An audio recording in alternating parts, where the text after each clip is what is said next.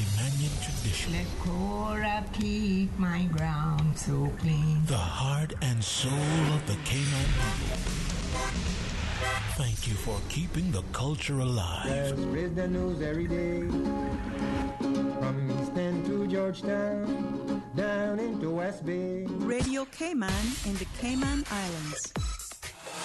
For the Record is brought to you by Vamped Motors, the only authorized Ford and Toyota dealership serving the Cayman Islands. Cayman Pharmacy Group, with a location in West Bay and professional pharmacy at CTMH Doctors Hospital. The Cayman Pharmacy Group has a location for you just around the corner. Seaboard Marine, with over 35 shipping ports, find your shipping solution by calling 949-4977 or visit seaboardmarine.com for competitive rates. Rotary Central, for more than 110 years, Rotary members have used their passion, energy, and intelligence to take action on sustainable projects. Fidelity Bank, for all your banking needs, visit fidelitygroup.com. Fidelity, we're good for you. And Roper's Janitorial, complete janitorial service for commercial, industrial, and residential. They get the job done right every time. This is For the Record with Orrett Connor.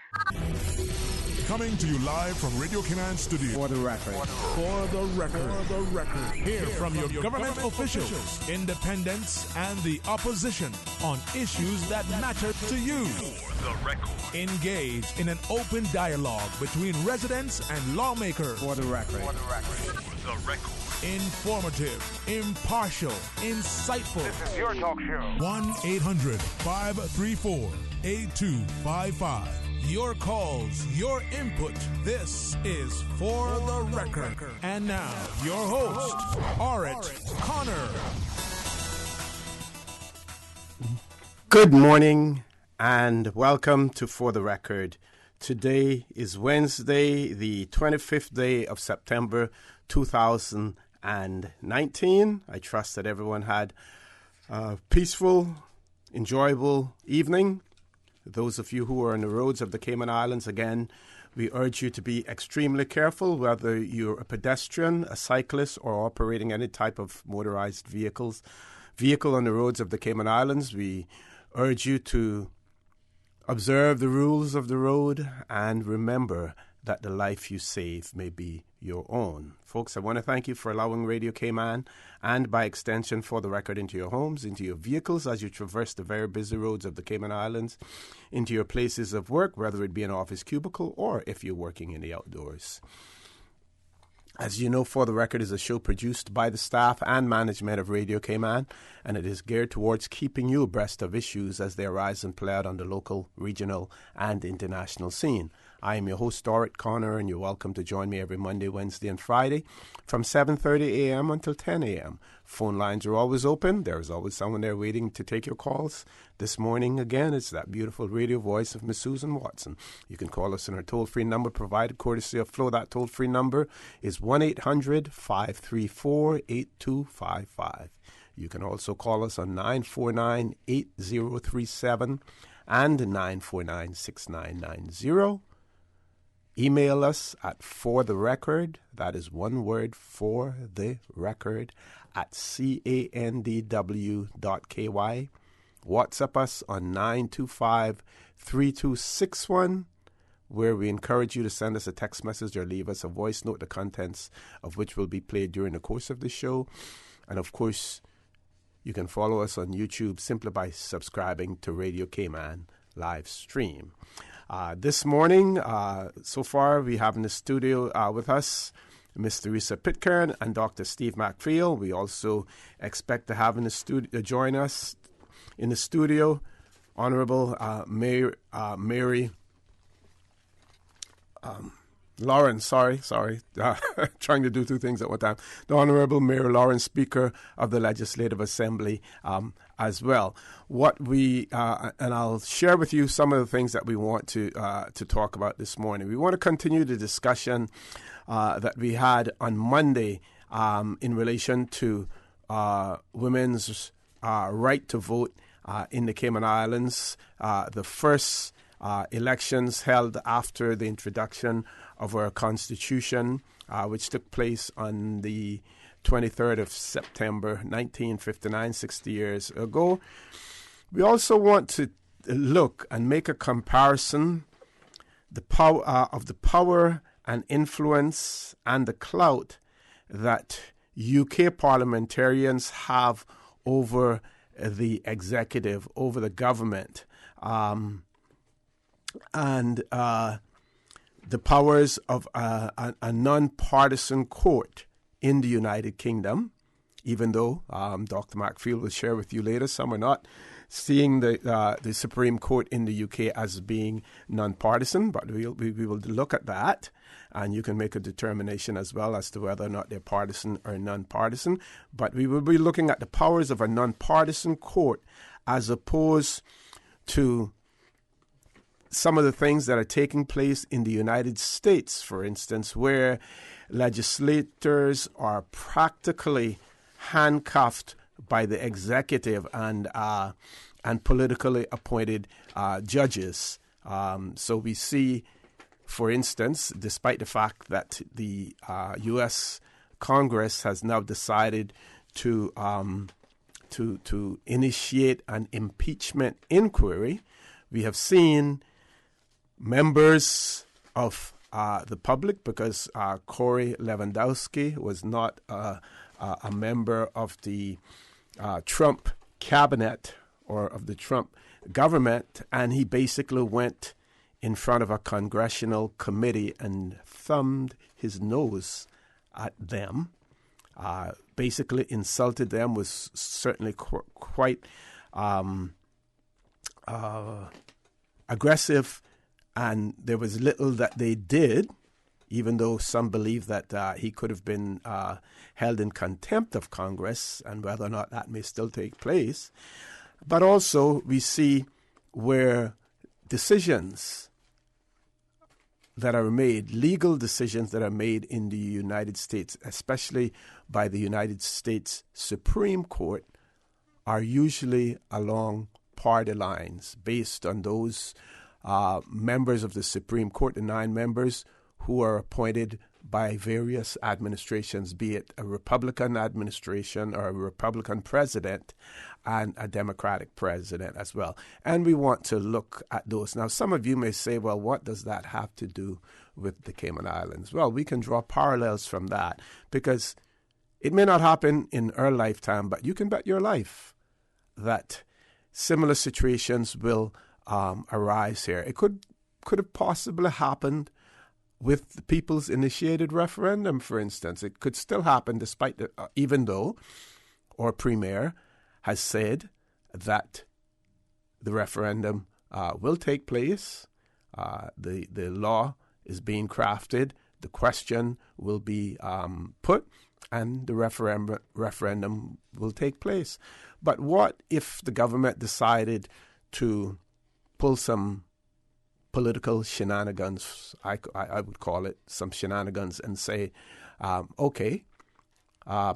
the whole issue of the port is not something of national importance. And then you would have to go to the courts, possibly to challenge that decision. Of course, we know that our courts here in the Cayman Islands, the judges are appointed by the Judicial and Legal Services Commission. But again, we want to take a look at these things. We want to go beyond the shores of the Cayman Islands and look at what is happening in other jurisdictions, because there's a lot that we can learn from that. Before I introduce my guests, though, we're going to stay close to home, but at the same time, we're going to be far away from home. There is a press release that was issued by GIS yesterday around about 4:10 in the afternoon, and it is entitled Speaker Bush Elected to Global Commonwealth Parliamentary Association Executive. And it reads, House Speaker Honorable Makiva Bush, OBE, JP, MLA, has been elected the Deputy Chair of the CPA Small Branches Executive Council of the Commonwealth Parliamentary Association, and will represent all small countries in the world body in this forum.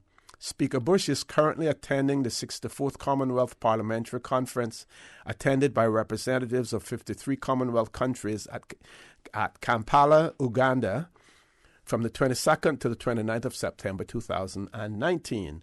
The conference is hosted by the Commonwealth Parliamentary Association and the Ugandan Parliament. Notably, its speaker, the Right Honourable Rebecca Kadaga, who is the current CPA president. The main conference theme this year is adoption, engagement, and evolution of parliaments in a rapidly changing Commonwealth. Quite appropriate, again, to what's happening, especially in the United Kingdom and their parliament at this point in time as well. The release goes on to say the 7th CPA Small Branches Conference is being held on the 23rd to the 24th of September 2019 as part of the main meeting centered around the main conference theme. As an executive member, Speaker Bush will be engaged in highlighting the CPA small branches issues and challenges in the CPA's activities. Another objective of the executive is to boost the current network for the CPA small branches by sharing knowledge and creating greater opportunities for parliamentary strengthening and cooperation across the network. So, again, we want to send our congratulations to Speaker Bush on his election to the Global CPA Executive. And we are sure that he will certainly ably represent the Cayman Islands. Lady and gentlemen, Miss Teresa Pitcairn, Miss P, Dr. Steve McField, good morning. Welcome back to For the Record. Hi, good morning, OC. Good morning, Dr. Steve. Thanks so very much for having me here to be engaged in what I'm sure is going to be a very interesting conversation. I'd also like to thank, obviously, members of the public, the audience, no matter where they're situated, and hope that the dialogue this morning will be of use and that we will all go away having something to chew on with respect to women in the Caribbean, certainly women here in the Cayman Islands, and the issues surrounding the one Boris Johnson who had a decision taken against him, and I think that really cramped his style. He didn't really expect that. So we will see how things evolve. I wanted to start off with just a quiet, because I know we wanted to talk about women, and then I'll pass it over to Dr. Steve. Go right ahead. Yeah, one of the women that I really value in terms of what she succeeded when she was the former White House press secretary for President Clinton, Dee Maris, she wrote a book called Women Should Rule the World. And I'm not suggesting that she was being pejorative with that. But what she sought to do was to look at how women are different and women should be different, and decisions that women make are necessarily different. So I'll just open with a small comment that she made. And she said, instead of posturing, we'd have cooperation. She's now referring to women and leadership. Instead of gridlock, we'd have progress. Instead of shouting matches, we'd have conversation. A long, long conversation, but a conversation nonetheless. The last century was the bloodiest in human history, and so far this one has been a tale of war, terrorism, religious extremism, abject poverty. Women tend to build bridges rather than walls. It is unlikely that women will send their children out to war to kill other women's children. She's not saying that this is all men's fault, but let's just say that men have been in charge while this has been taking place. We don't seem to be getting any closer to finding solution to these very vexing problems. The truth be told is that women are judged by different standards. Male attitudes, interests, and values tend to take up the norm. How do we get past these stereotypes and focus on our strengths? And one of the challenge, obviously, is getting to a place beyond the double standards where equality is not just a slogan, but a way of life. Very good. Thank you very much for that. Doc, good morning. Welcome back, sir. sir. For the Record, and good morning to Ms. Teresa Pitcairn, and good morning to all your For the Record fans locally and those in the diaspora. And good morning to everyone who tunes in to Radio Cayman. Yeah, this morning should be a good morning. am elated this morning to see that at least it's been a woman of color who's a West Indian who shook up the whole British parliamentary and judicial system in the UK. Mm-hmm. Second time around, actually, Second 2 time wins she's around, had. and she's won both times. And I was just sitting there last night wondering why is it that it took her to do that, Miss Miller, and then when you read her biography, you will see that she's a formidable person. In fact, she was sent. She's Guyanese from Guyana. She was sent to England to boarding school with her brother. Her father was once the Attorney General of Guyana, and then they had bad fortunes with their economic system in Guyana, but was not able to send out any foreign exchange, and they had to revert from being a boarding for school to a day students in the UK, and as a result of that, they fell at hard times. And at 13, 14 years old, she had to become a chambermaid to earn money to stay in school, and her brother had to go to work. And then she went to law school, quit law school, and then she went into the working world, and she made a lot of money into the hedge funds business, and she was the ones who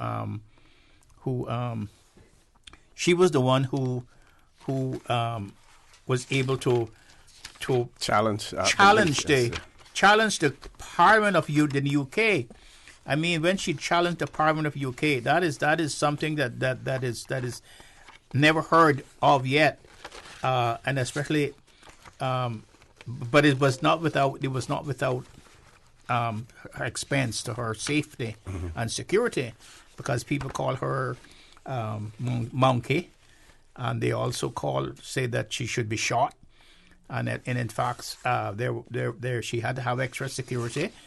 And she couldn't take the public transportation anymore because that was a risk, because someone had put £5,000 bounty on her head, and so it's fitting to say that we were celebrating the women's suffrage just on Monday, and here's this great woman from Guyana who went to the UK as a girl on hard times, and now has made now history in the UK Parliament. Okay, we have to go to a commercial. In the UK judicial system. Right, we have to go to a commercial break now, folks. Please stay tuned. For the record, we'll be back shortly. The Cayman Islands boasts of a long, colorful, and rich history. In tribute to our roots, Radio Cayman, the voice of the Cayman Islands, is pleased to bring you the Historical Vignette Series, sponsored by Cayman National Bank. Visit Cayman National Bank today for all of your financial needs. The Cayman Islands, he hath founded it upon the seas. During the first quarter period of the 1800s, Cayman society underwent major changes, namely with regards to slavery. Between 1800 to 1834, Caymanian slaves nearly doubled from 545 to 985. As time went on, a small but growing number of Caymanian slaves bought or were granted their freedom, which permitted them to be formally married and to own slaves themselves. In March 1809, Miss Elizabeth Jan Trusty bought her freedom for £5. As a free woman, Miss Trusty would go on to prosper and build a household in Georgetown. While she was not a dedicated abolitionist, Trusty would go on to free 5 more slaves in her life, including, presumably, her own children who had been born into slavery. Radio Cayman's Historical Facts Vignettes are proudly brought to you by Cayman National, with branches on all 3 Cayman Islands. Visit Cayman National Bank today for all of your financial needs.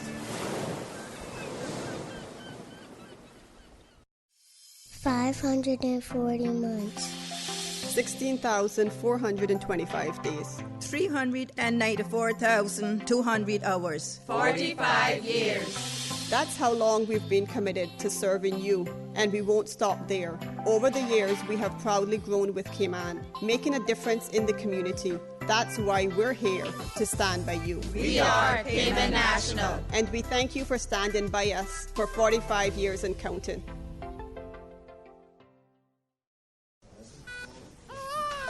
Congratulations, it's a boy. During the greatest events of your life, whether or not you have the right health insurance coverage should be the last thing on your mind. That's why at Fidelity Health, we are committed to helping you get matched with the right plan to suit you and your family. We offer a range of plans to suit your budget, plus access to a network of quality care throughout the Caribbean and the USA. You can relax and enjoy life's greatest moments when you are covered with Fidelity Health. Call us today at 949-7822 for a free quote. It was a day that changed my life. No words can describe the feelings of seeing my baby boy sick for the first time. The overwhelming feeling of fear to be responsible for his health and happiness became my priority. So I did what any nurturing mother would do when their baby is sick. I took him to get some of the best medicine possible. CTMH Doctors Hospital Pharmacy understands the importance of careful decisions you make every day for your family. Our staff work towards healthcare excellence and providing the most current and up-to-date training with pharmaceutical care, so you can feel confident in knowing that your family is safe with the right medication. At CTMH Doctors Hospital Pharmacy, we take care of your health. Have you seen the latest? Cayman has been ranked the most expensive place to live. It's time to buy smart. It's time to buy Ropers. Find everything for your home and kitchen at low prices at Ropers. Ropers Janitorial, 949-2511. Email janitorial@ropers.ky. Clean up your spending with Ropers Janitorial, 949-2511. Ropers Janitorial also offers complete janitorial service for commercial, industrial, and residential. They get the job done right every time. Ropers Janitorial, 949-2511. I'm going to Vamp Motors to test drive the new 7-seater Rush. They have some really sweet deals going on now, not true? Yep, on SUVs. And they sweeten the deal by giving you a warm oven-baked cookie with each test drive. Better test drive more than one, just to be sure. Take a test drive for a sweet surprise this month at Vamp Motors. Test drive any SUV and receive a freshly baked cookie. It's our way of saying thanks for dropping by to check out our huge sale on every SUV in stock. Save up to $4,400 during Vamp's summer SUV sale. That's every SUV in stock on sale for thousands off or cash back. Sweeten the deal only at Vamp Motors, Walkers Road. 2019 marks 100 years of junior achievement worldwide. Junior achievement in Cayman is now 29 years old. To celebrate and support this milestone, help Junior Achievement Cayman to continue our work, guiding next generation Cayman to new horizons in life and business. Get your ticket and enter to win an exclusive trip, Namibia, known as a smile on the face of Africa, offering a unique blend of amazing desert scenes, exquisite wildlife, and fascinating tribal cultures. Get an adventure of a lifetime while supporting Junior Achievement. Purchase your ticket and stand a chance to win an exclusive all-inclusive 16-day tour to Namibia for 2 persons. Namibia can be reached from the Cayman Islands with Delta Airlines flights via Atlanta and Johannesburg. Experience the astounding and desolate dunescapes of South Namibia, the amazing endangered wildlife of the Etosha National Park. Purchase your ticket today. Junior Achievement, another Rotary Central inspiration project. Get your Junior Achievement Namibia Safari tickets on eventpro.ky before the drawing on October the 26th. System 1 loaded. 1-800-534-8255. What is on your mind when it comes to the government, independence, and the opposition? Issues that matter to you. 1-800-534-8255. Waiting to hear from you. For the record. This is For the Record with Orrett Connor. Good morning and welcome back to For the Record. In the studio with me, Ms. Teresa Pitcairn, Dr. Steve McFeel, and Honorable Mary Lawrence is on her way in. She should join us by the time we return from the 8 o'clock news, hopefully, but she's stuck in traffic. So we have about 4 minutes before we go to our 8 o'clock news. I want to share another article with you in terms of what's happening in Kampala, Uganda. And the Speaker of the House of Assembly in Bermuda, the Honorable Dennis Lister, cautioned Ugandans to give pause before quitting their jobs for a career in public service. Now, this is interesting. This is an interesting article, and I'd like you all to listen very carefully for it. Dennis Lister, who is in the East African Republic for a conference, said people should never give up their jobs to run for a political office. He's quoted as saying, "You are serving at the mercy of an individual, and if you and that individual fall out, your family suffers." The comments, which appeared in an article in Uganda's Daily Monitor newspaper, were made during a meeting with people who had at one time worked in Bermuda. Mr. Lister and Progressive Labour Party colleague Kim Swan are at the 64th Commonwealth Parliamentary Conference in Kampala. Under Ugandan law, a person elected by Parliament when they are a member of a local government council or holds a public office shall resign before they become an MP. So they have to resign any other public office if they become an MP. Mr. Lister, an MP since 1989 in Bermuda, said that Bermudan legislators were encouraged to establish their careers before they sought office. He said, "We are a small community, so the opportunity to reestablish oneself or get reconnected job-wise is also limited. If you give up your job today, it is going to be filled up immediately. And if you lose your position in the parliament the following week, it will be hard to get back." Mr. Lister added, "I have seen a lot of people get excited because they get elected and they give up they give up their job. Many of us run our own businesses. Even when you don't have an employer, you have to strike a balance with your private business." Mr. Swan, a PLP backbencher, said, "I would never give up my job for politics." He added, "I'm going to retire from politics, and you always return to your trade.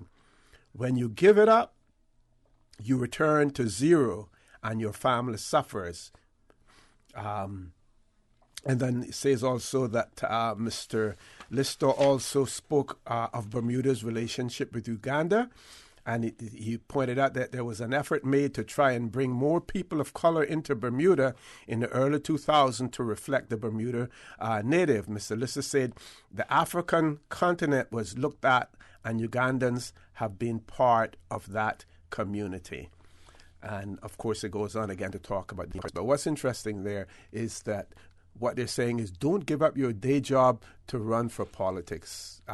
Make your achievements, earn what you need to earn, and then go into politics.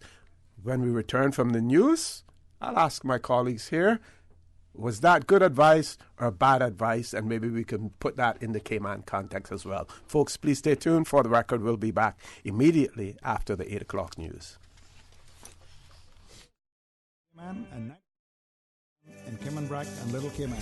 Silver wings shining in the sunlight. Radio Cayman.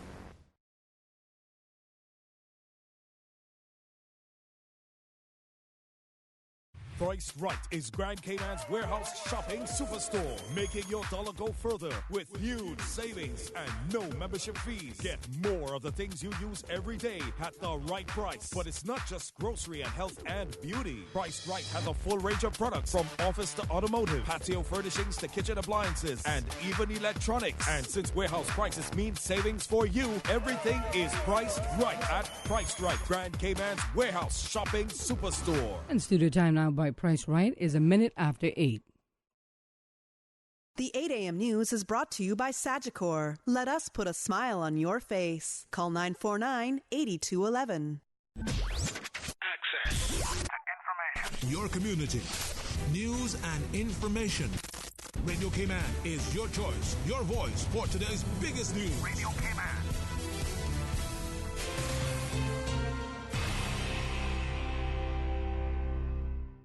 With your latest news, I'm Felicia Rankin-Solins. House Speaker takes helm at the CPA Small Branches Executive Council of the Commonwealth Parliamentary Association.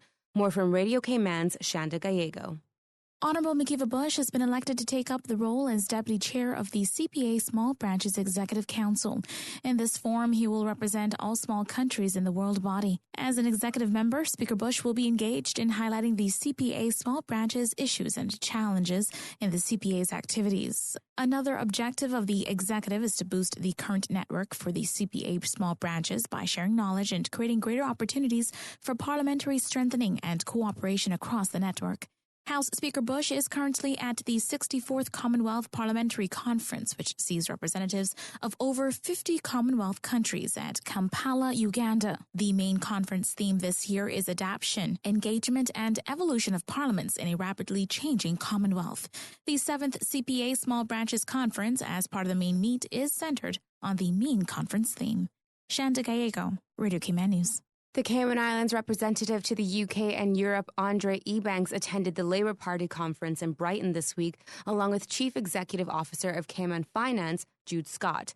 More from CIG-TV's Donna Bush. This is the first year that the Cayman Islands government has participated directly in the conference by organizing a fringe event to discuss the Cayman Islands with the Labour Party.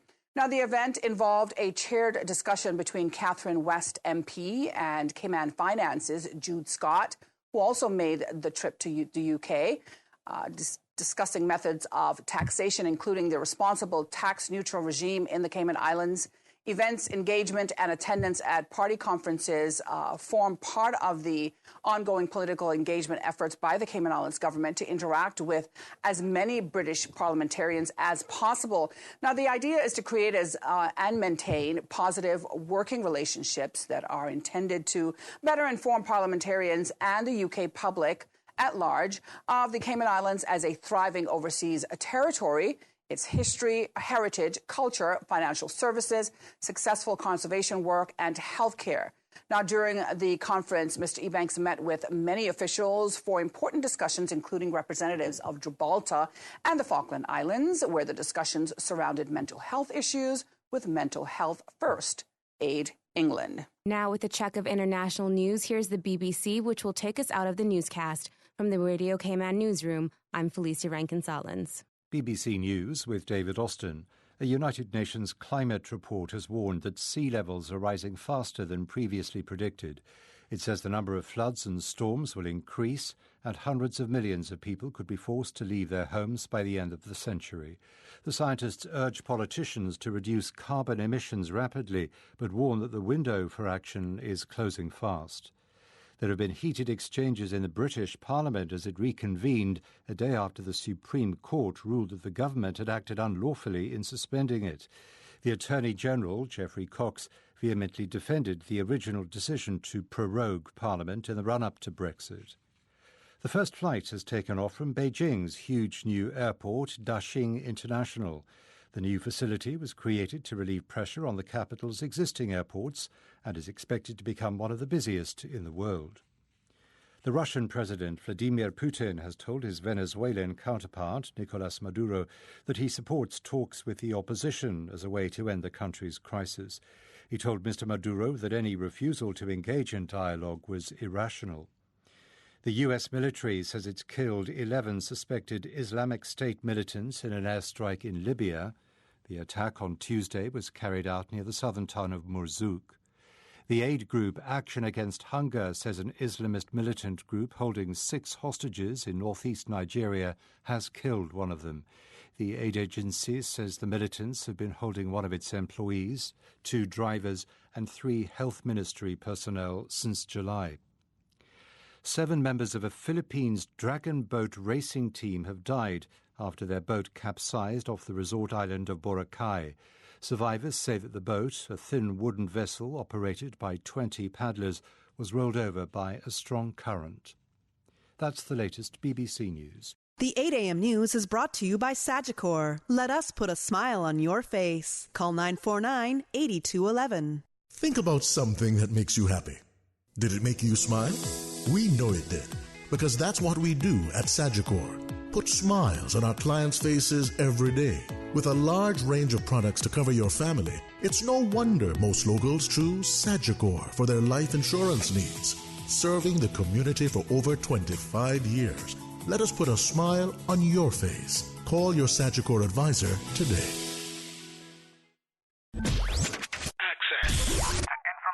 What's happening in your community? News and information, music and more. You can find us. www.radiocayman.gov.ky. Like us on Facebook and follow us on Twitter. Radio Cayman is your choice, your voice for today's biggest news. Radio Cayman.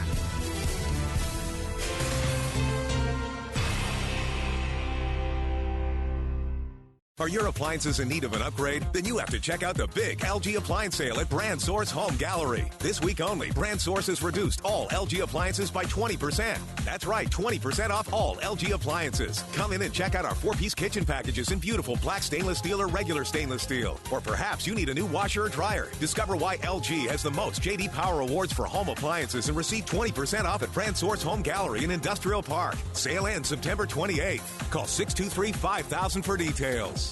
Always ensure that food preparation utensils are washed with a strong detergent and rinsed in hot water in the event that they have made contact with flood water. Boil silverware for 10 minutes and immerse glass, porcelain, china, and plastic items in a solution of hot water and 10% chlorine bleach before use. For more post-hurricane food safety tips, visit DEH website at deh.gov.ky.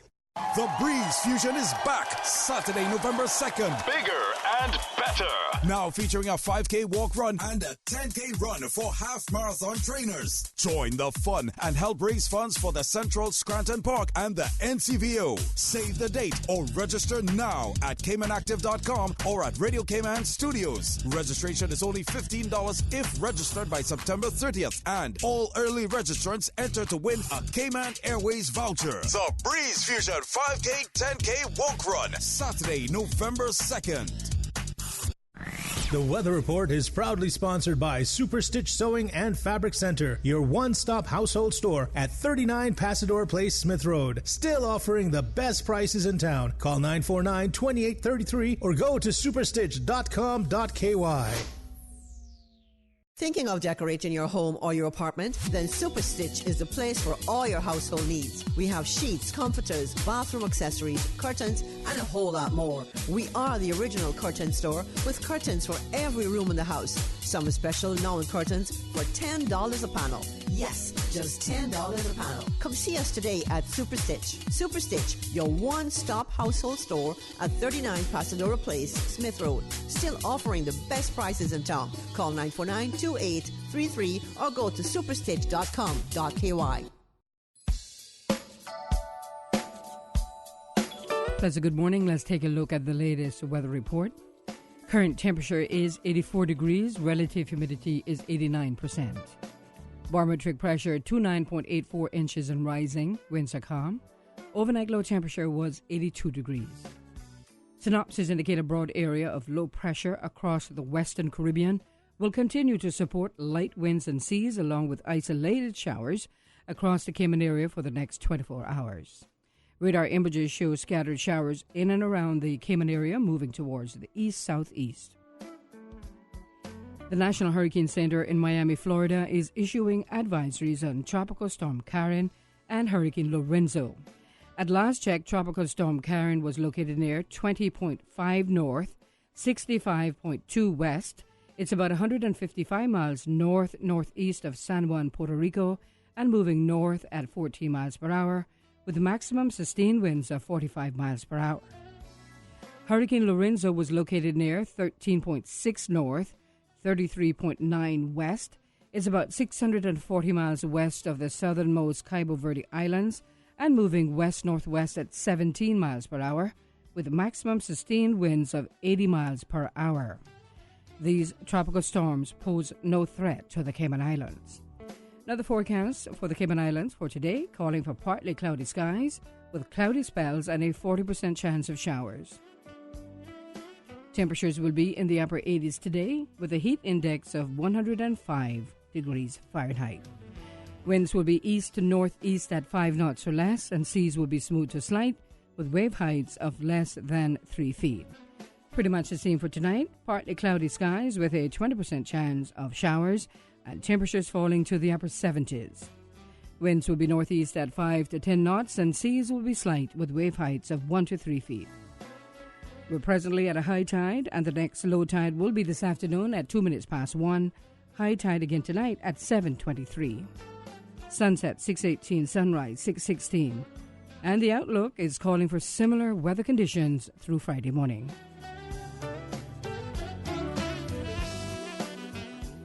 Superstitch Sewing and Fabric Center was the proud sponsor of the Weather Report, your one-stop shop for all of your household items, craft items, jewelry, beads, and decorations, and much more. Call Superstitch at 949-2833 or email customer care at superstitch.com.ky. Thinking of decorating your home or your apartment? Then Superstitch is the place for all your household needs. We have sheets, comforters, bathroom accessories, curtains, and a whole lot more. We are the original curtain store with curtains for every room in the house. Some special known curtains for $10 a panel. Yes, just $10 a panel. Come see us today at Superstitch. Superstitch, your one-stop household store at 39 Pasadena Place, Smith Road. Still offering the best prices in town. Call 949-2833 or go to superstitch.com.ky. Cayman's tourism market is thriving, and the fastest growing segment is vacation home rentals. As a vacation homeowner, Beach Living can help you maximize your share. Beach Living provides a range of management services, multi-channel marketing, guest liaison, check-in, check-out, staging and photography, professional cleaning and maintenance, accounting and tax submissions. Save time and maximize your vacation rental revenue. Call Beach Living on 623-0059 or visit beachlivingci.com. Aw, look at you, killing it at this parenting thing. Ever had a moment where you had a horrible day at work and you overindulged with alcohol? Or when you spoke out loud about how badly you needed a drink, not realizing your child was in the back seat? Parents, you have a significant influence in your children's decision to experiment with alcohol and other drugs. Let's reduce underage drinking and substance use amongst our youth. It starts with one conversation. This message is brought to you by the National Drug Council and Radio Cayman. For more information, log on to ndc.ky. The traffic report is brought to you by Subway. Planning a meeting, event, or office celebration? Visit subway.ky to place your catering order today. Good morning. Let's take a look at what's happening on our roads. Busy traffic, bumper to bumper coming from the east on Shamrock Road and the Linford-Pearson Highway, crawling traffic. I know it's a bit frustrating this morning as you're heading down to Georgetown, but you'll get there. Coming off of Bobby Thompson Way, traffic is steady but flowing, and little steady traffic on Huldah Avenue. Thomas Russell Way, traffic is moving along moderately, and steady traffic closer to town on Crew Road. And as we look at what's happening in Georgetown, in front of the Georgetown Post Office on Edward Street, traffic is moderate, and moderate flow of traffic on Godfrey Nixon Way and Eastern Avenue, but nothing to worry about too much. In and out of Georgetown on Shedden Road, things looking pretty good. The traffic is light traffic on Owen Roberts Drive. And on North Sound Road, traffic flowing moderately. Coming from the Westway 4-way stop, light to moderate traffic flow. And that's very latest on your traffic. Remember to fasten your seat belt, click it, or ticket. Your choice. Have a good morning.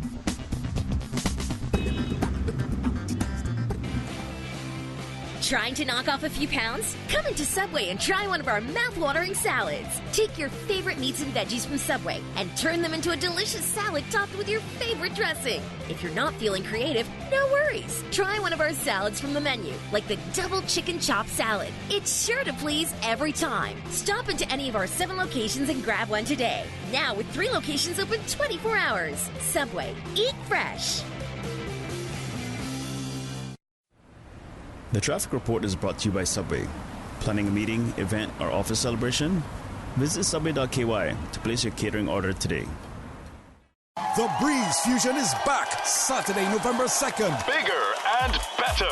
Now featuring a 5K walk run and a 10K run for half marathon trainers. Join the fun and help raise funds for the Central Scranton Park and the NCVO. Save the date or register now at CaymanActive.com or at Radio Cayman Studios. Registration is only $15 if registered by September 30th, and all early registrants enter to win a Cayman Airways voucher. The Breeze Fusion 5K 10K walk run. Saturday, November 2nd. Attention all gamers. Get ready for the return of the Caribbean's #1 esports event and gaming convention this September 28th and 29th. That's right. Gamers Bay 4. Now a 2-day event. Going down September 28th and 29th right here in the Cayman Islands. If you think you have what it takes, you can compete for over $15,000 in cash and prizes. Compete head-to-head in Fortnite, Apex Legends, FIFA 19, Here we go, the best players of the world, and Super Smash Bros. Special celebrity guest gamers and YouTubers. Drifter, Fangs, Queen of FIFA, and Team Martin will be in attendance. There will be lots of free gameplay for PC gamers, console gamers, mobile gaming, and VR. For more information and to register yourself or a team, visit GamersBayCayman.com. Proudly sponsored by NetGeeks Media, Mountain Dew, C3 Pure Fiber, Papa John's, Department of Tourism, Ministry of Education, Kimpton Seafire Hotel, Dolphin Discovery, Cayman Turtle Setting, Hurley's Media, Suzuki, Margaritaville Beach Resort, and Radio Cayman. Stay up to date with the latest in healthy living and fitness trends every Saturday morning at 9:30 and Wednesday at 7 p.m. For the Health of It with Tara Bush. Most clinics in the United States, they kind of like one surgery fits all. You're saying, that's not necessary. That's not going to be the case with me. And that's good to hear. For the Health of It is proudly brought to you by Cayman Fertility Center. Advanced technology to provide patient-certified fertility care. Call them at 233-0770. For the Health of It with Tara Bush. For the record with Orrett Connor. Initiating system. For information that matters. For the record with Orrett Connor. Continues right now on Radio Cayman. Good morning and welcome back to For the Record. In the studio with me, Ms. Theresa Pitcairn, Dr. Steve Macfield. I want to give both of you an opportunity. I think both of you want to say a few words about Speaker Bush, the Honorable McKeeva Bush's appointment to this small branch executive of this CPA in Uganda. And then I'd like to elicit some comments from you in relation to the advice that the Speaker of the Bermuda Parliament, Mr. Dennis Lister, gave to Ugandans about not quitting their day job to get into politics. Start with you, Doc. Well, first of all, I would like to congratulate Mr. Bush. I think it's a great accomplishment for him to have such high office in the parliamentary system in the British Commonwealth. I don't think anyone else has risen that high into that organization. I think Ms. McLaughlin one time was the first woman, Clark in the parliamentary system. But I don't think anyone has risen so far in the executive branch of the parliamentary system. So I really want to congratulate Mr. Bush for that great achievement. Mr. Bush never ceases to amaze you. Sometimes when you think that you heard the end of him, he comes back someplace else. And Mr. Bush has a charm. I don't know if you ever travel with him abroad. But, yes. But he has a charm and a wit about him that everybody that I know that met him abroad always liked him. And I think that it's a great accomplishment for us. And so I congratulate him on this. And when he comes back, I will tell him so personally. Okay. As far as what the Bermudan Prime Minister I think told the Speaker told the Ugandans, I think that's right. At one time, most of our executive council members, our ministers, were part time. Mr. Jim Borden was part time. Mr. Jim Borden ran his real estate business from his office on 7 Mile Beach, but we used to call it the White House. Captain Charles ran his business too. Truman Bodden ran his law firm. Haig, I think, ran his insurance. His insurance business, and most of the administrative work in the offices were done by the principal secretaries, as they were called then, Gilbert McLean and all those men, Bunny Bodden and all those men. So perhaps he's right, perhaps he's not, because the times are changed now. I understand that the work. This is what I've heard in Cayman now, that the work that the ministers have to do now is quite complex and is different from what the work that the ministers did back then. And so that's the reason why they have to be in their offices 24/7 almost, because with the complexity of things now, with all of the demands, international requirements that they have to comply with, and things, it's not like it was before, when you could bring the suitcases of money in and all that sort of stuff, and the banks would be up until 3 and 4 o'clock in the morning counting it. Every minute now, and in fact, Minister Rivers, I see that she's very busy with legislation to comply with all of these different international obligations that we have to do, and so I think it would be impossible now for ministers to just work part time. I don't think they could get the job done if they were able, if they had to do that today. Misty? Yeah, I'd like to concur with what Steve said with respect to the Honourable McKeeva Bush. Steve is absolutely correct. He has a wicked sense of humor. The other night, one of his staff member that has been with him for a long time celebrated a birthday party. And if you didn't know who he was in terms of his seniority in our legislative assembly, you would think he was just one of the other guys, one of the other fellows coming out to have a good time and to embrace and break bread and dance. And he has a wicked sense of humor. He'll have you in stitches in a heartbeat. But I'd really also like to congratulate him in achieving the office that he has. And as Steve was saying, he reminds me of Mr. Clinton, the comeback kid. You know, you can't really, you never, the minute you make that crazy decision that you think that he's down and out and he's not coming back, that's a pretty silly position to take. In terms of the article that you were just reading and suggesting that folks should think carefully before they run for office, it's a very important one. We find that, and it has a double-edged sword.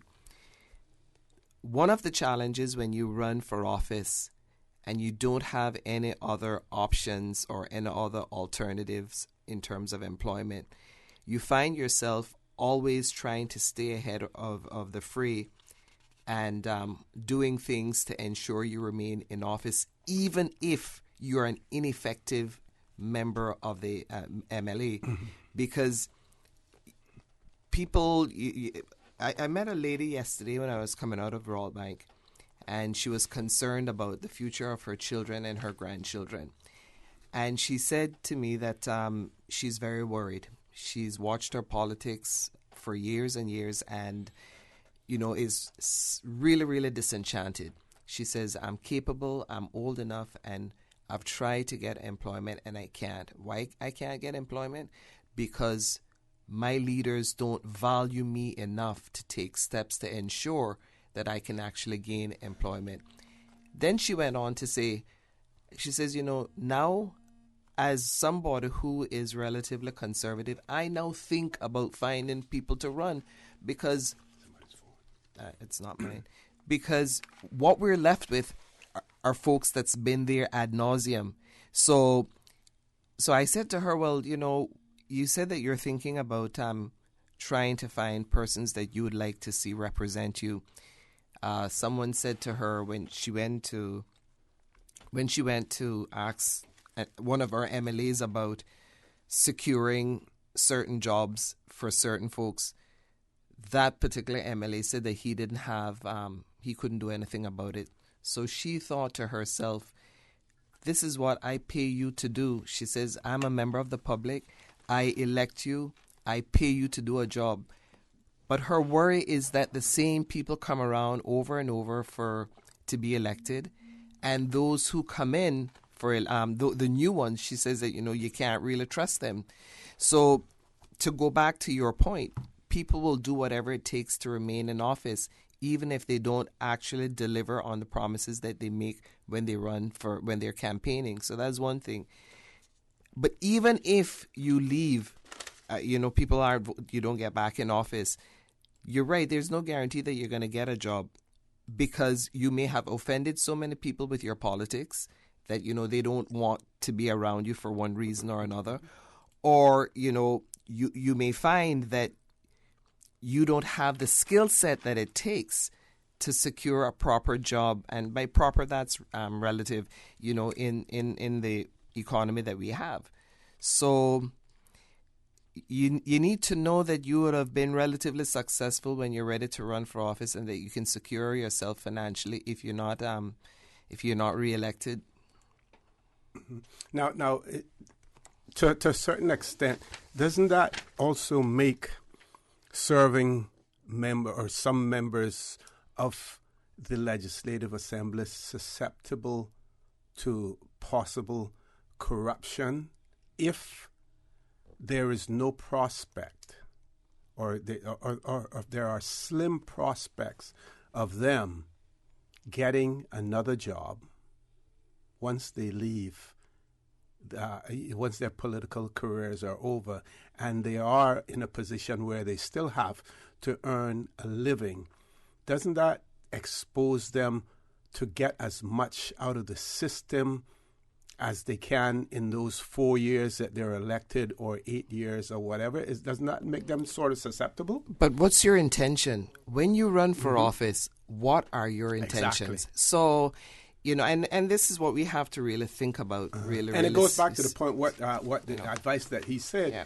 Achieve what you have to achieve first, so that when you get into politics, you can do it on a genuine basis. You're doing it on the basis that you have something that you want to offer to the people in terms of service, and not there for what you can get out of it. But that's the whole point behind running for office. What are your intentions? You're going there to offer certain services. Mm-hmm. The concern that one has is that, that's not necessarily the intention that people have when they run for office. And I've said on this show before that I'm not suggesting that people are corrupt, that people get up one morning and say, once they're in office, I'm going to really rape the system or rig it.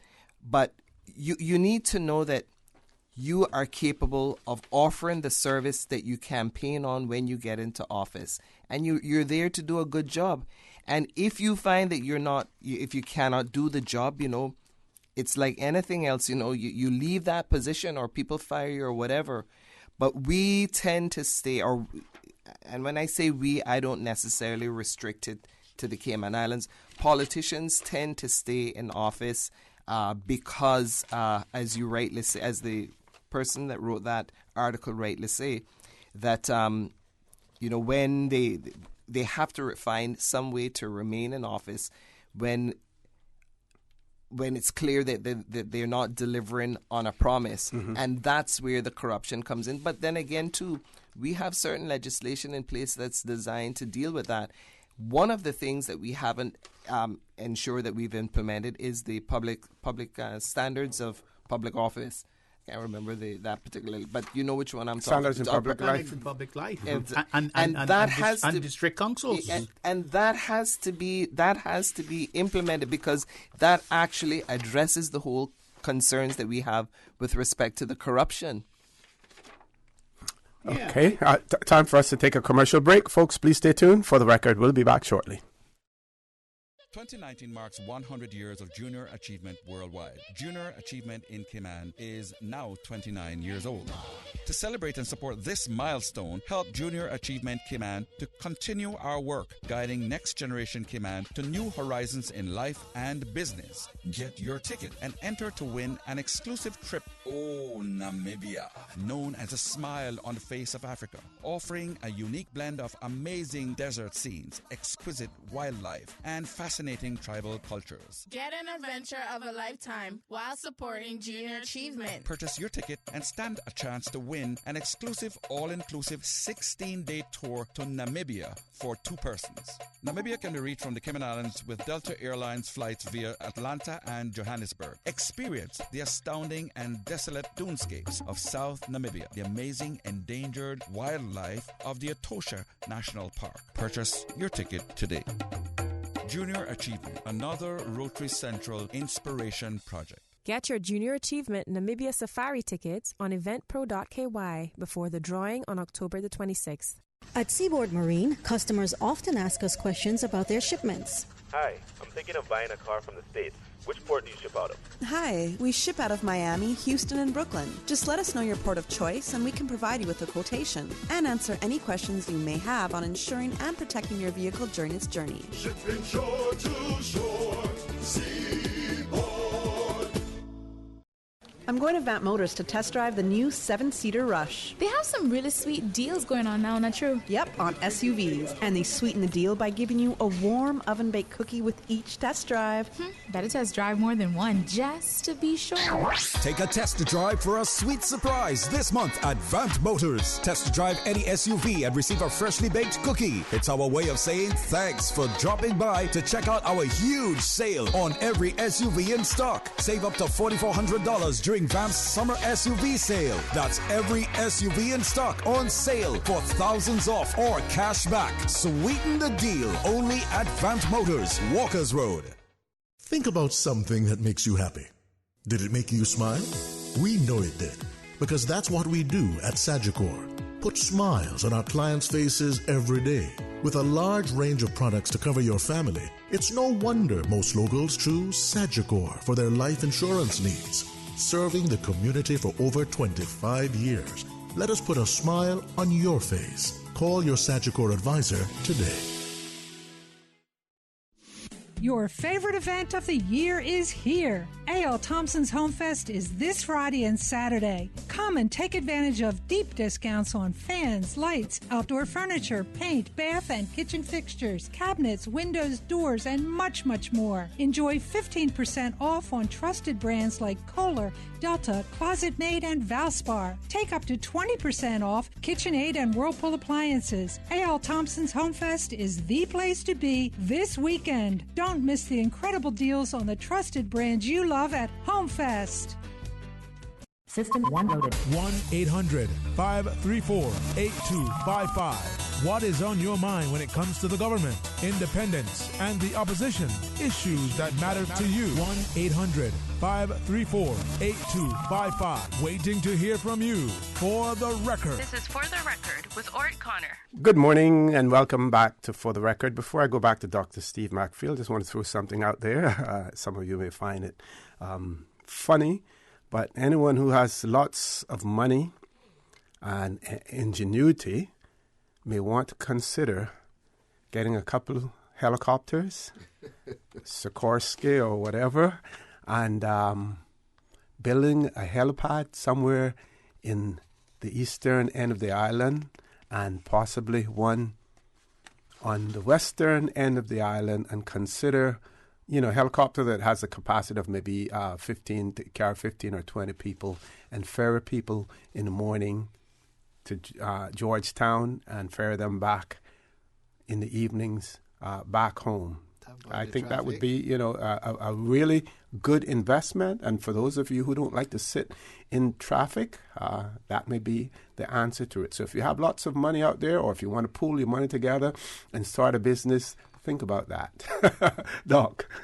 Yeah, that's true. But, Orrett, that let's just diverting a bit from the conversation this morning. Mm-hmm. What the Caymanian public, the 60,000 odd people that live here, are hostage to the personalities that run the country.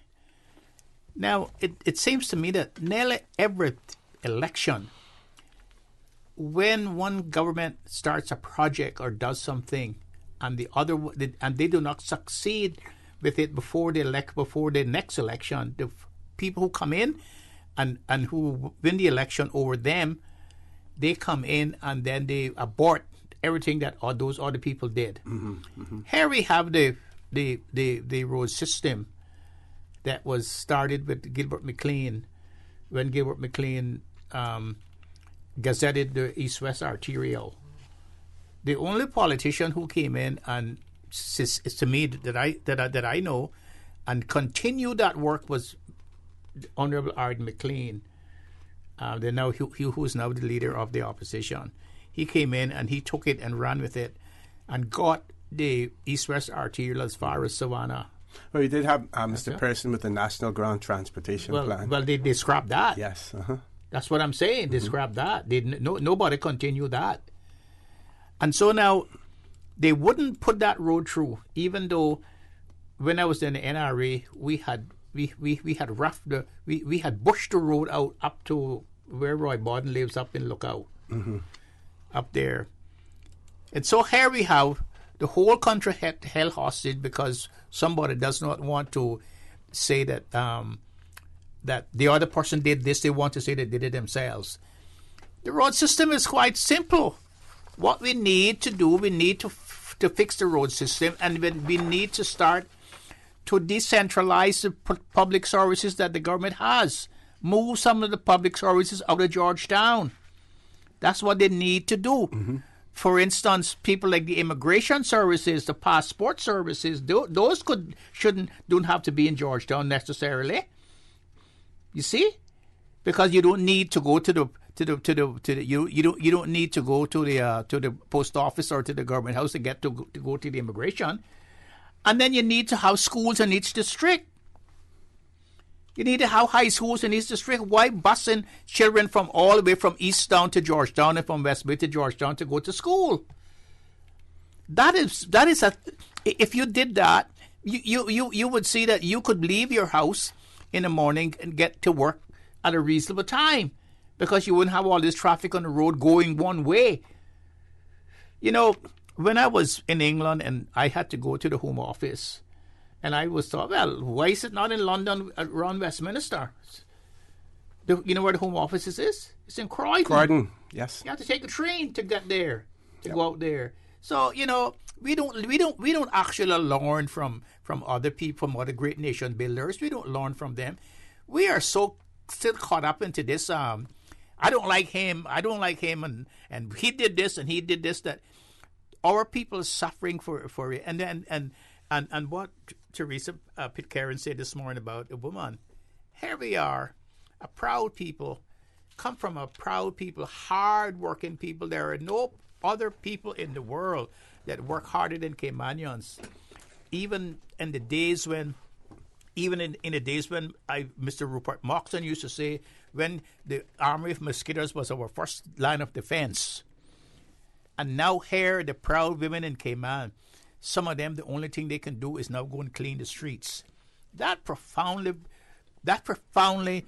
affects me when I see that. And what we do? We don't do anything about it. We just go on as if it never existed, and we call meetings, and we sit down and we pretend we're doing something. Get on with the roads. We have surplus. Use the money and build a road system and diversify and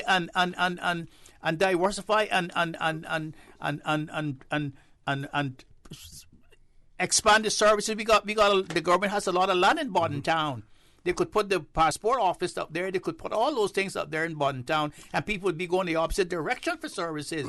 You know, it's a small island. Now, you know, we laud the and we talk about the Master Ground Transportation Plan that was introduced but not accepted.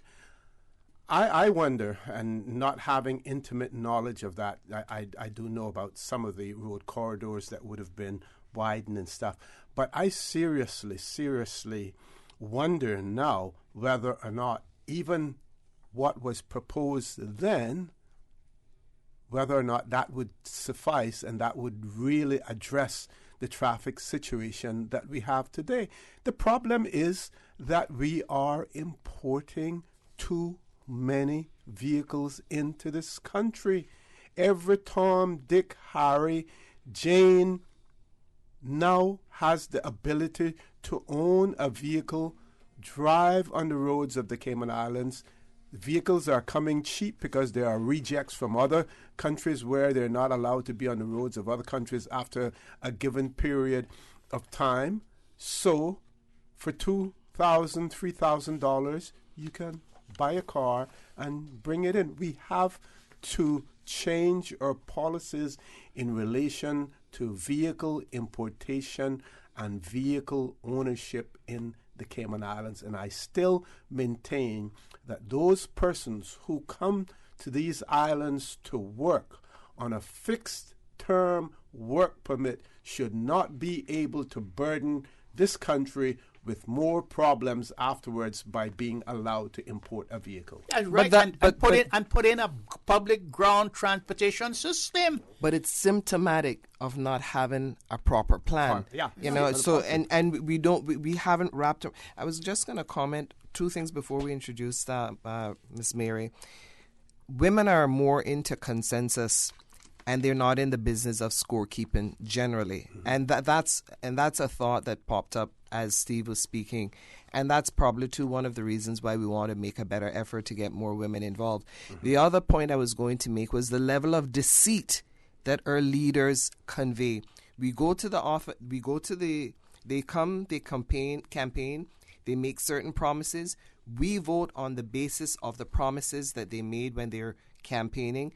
When they get into office, all of those things change. They don't even come back to the public to explain why the decision was made and why they did A, B, C. In the last election, it was clear what the voters were trying to achieve. No one came back and said, well, you know, this is the outcome. I'm taking these steps, and the hope is that I'm going to deliver on those policies and promises that I made. But they don't do that because they don't value the voters until they need the vote. It's the voter that doesn't value their vote. It's the voter that doesn't value their vote. The voter doesn't think that he's important. It behoves me how you can go to a voter. You can stand before him and say, this is why I want you to elect me, because this is what I stand for.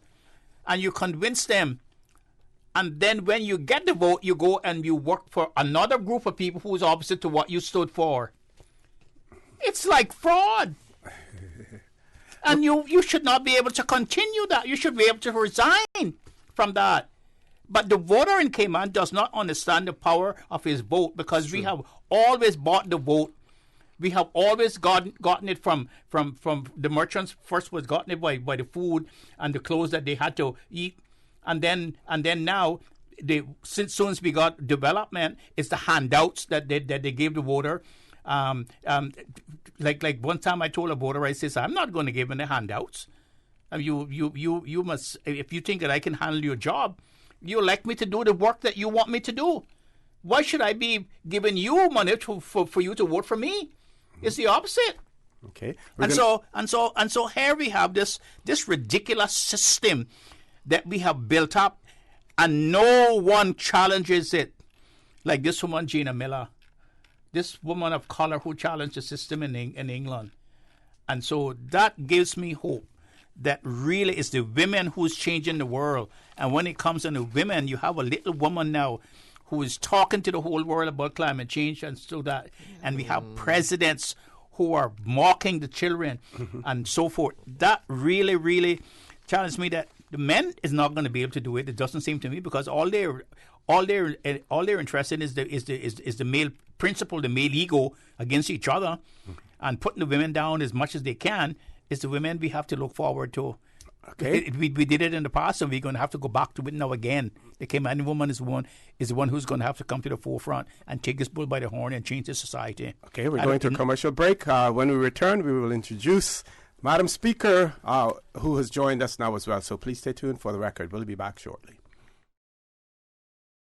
Have you seen the latest? Cayman has been ranked the most expensive place to live. It's time to buy smart. It's time to buy Ropers. Find everything for your home and kitchen at low prices at Ropers. Ropers Janitorial, 949-2511. Email janitorial@ropers.ky. Clean up your spending with Ropers Janitorial, 949-2511. Ropers Janitorial also offers complete janitorial service for commercial, industrial, and residential. They get the job done right every time. Ropers Janitorial, 949-2511. It was a day that changed my life. No words can describe the feelings of seeing my baby boy sick for the first time. The overwhelming feeling of fear to be responsible for his health and happiness became my priority. So I did what any nurturing mother would do when their baby is sick. I took him to get some of the best medicine possible. CTMH Doctors Hospital Pharmacy understands the importance of careful decisions you make every day for your family. Our staff work towards healthcare excellence and providing the most current and up-to-date training with pharmaceutical care, so you can feel confident in knowing that your family is safe with the right medication. At CTMH Doctors Hospital Pharmacy, we take care of your health. 2019 marks 100 years of junior achievement worldwide. Junior achievement in Cayman is now 29 years old.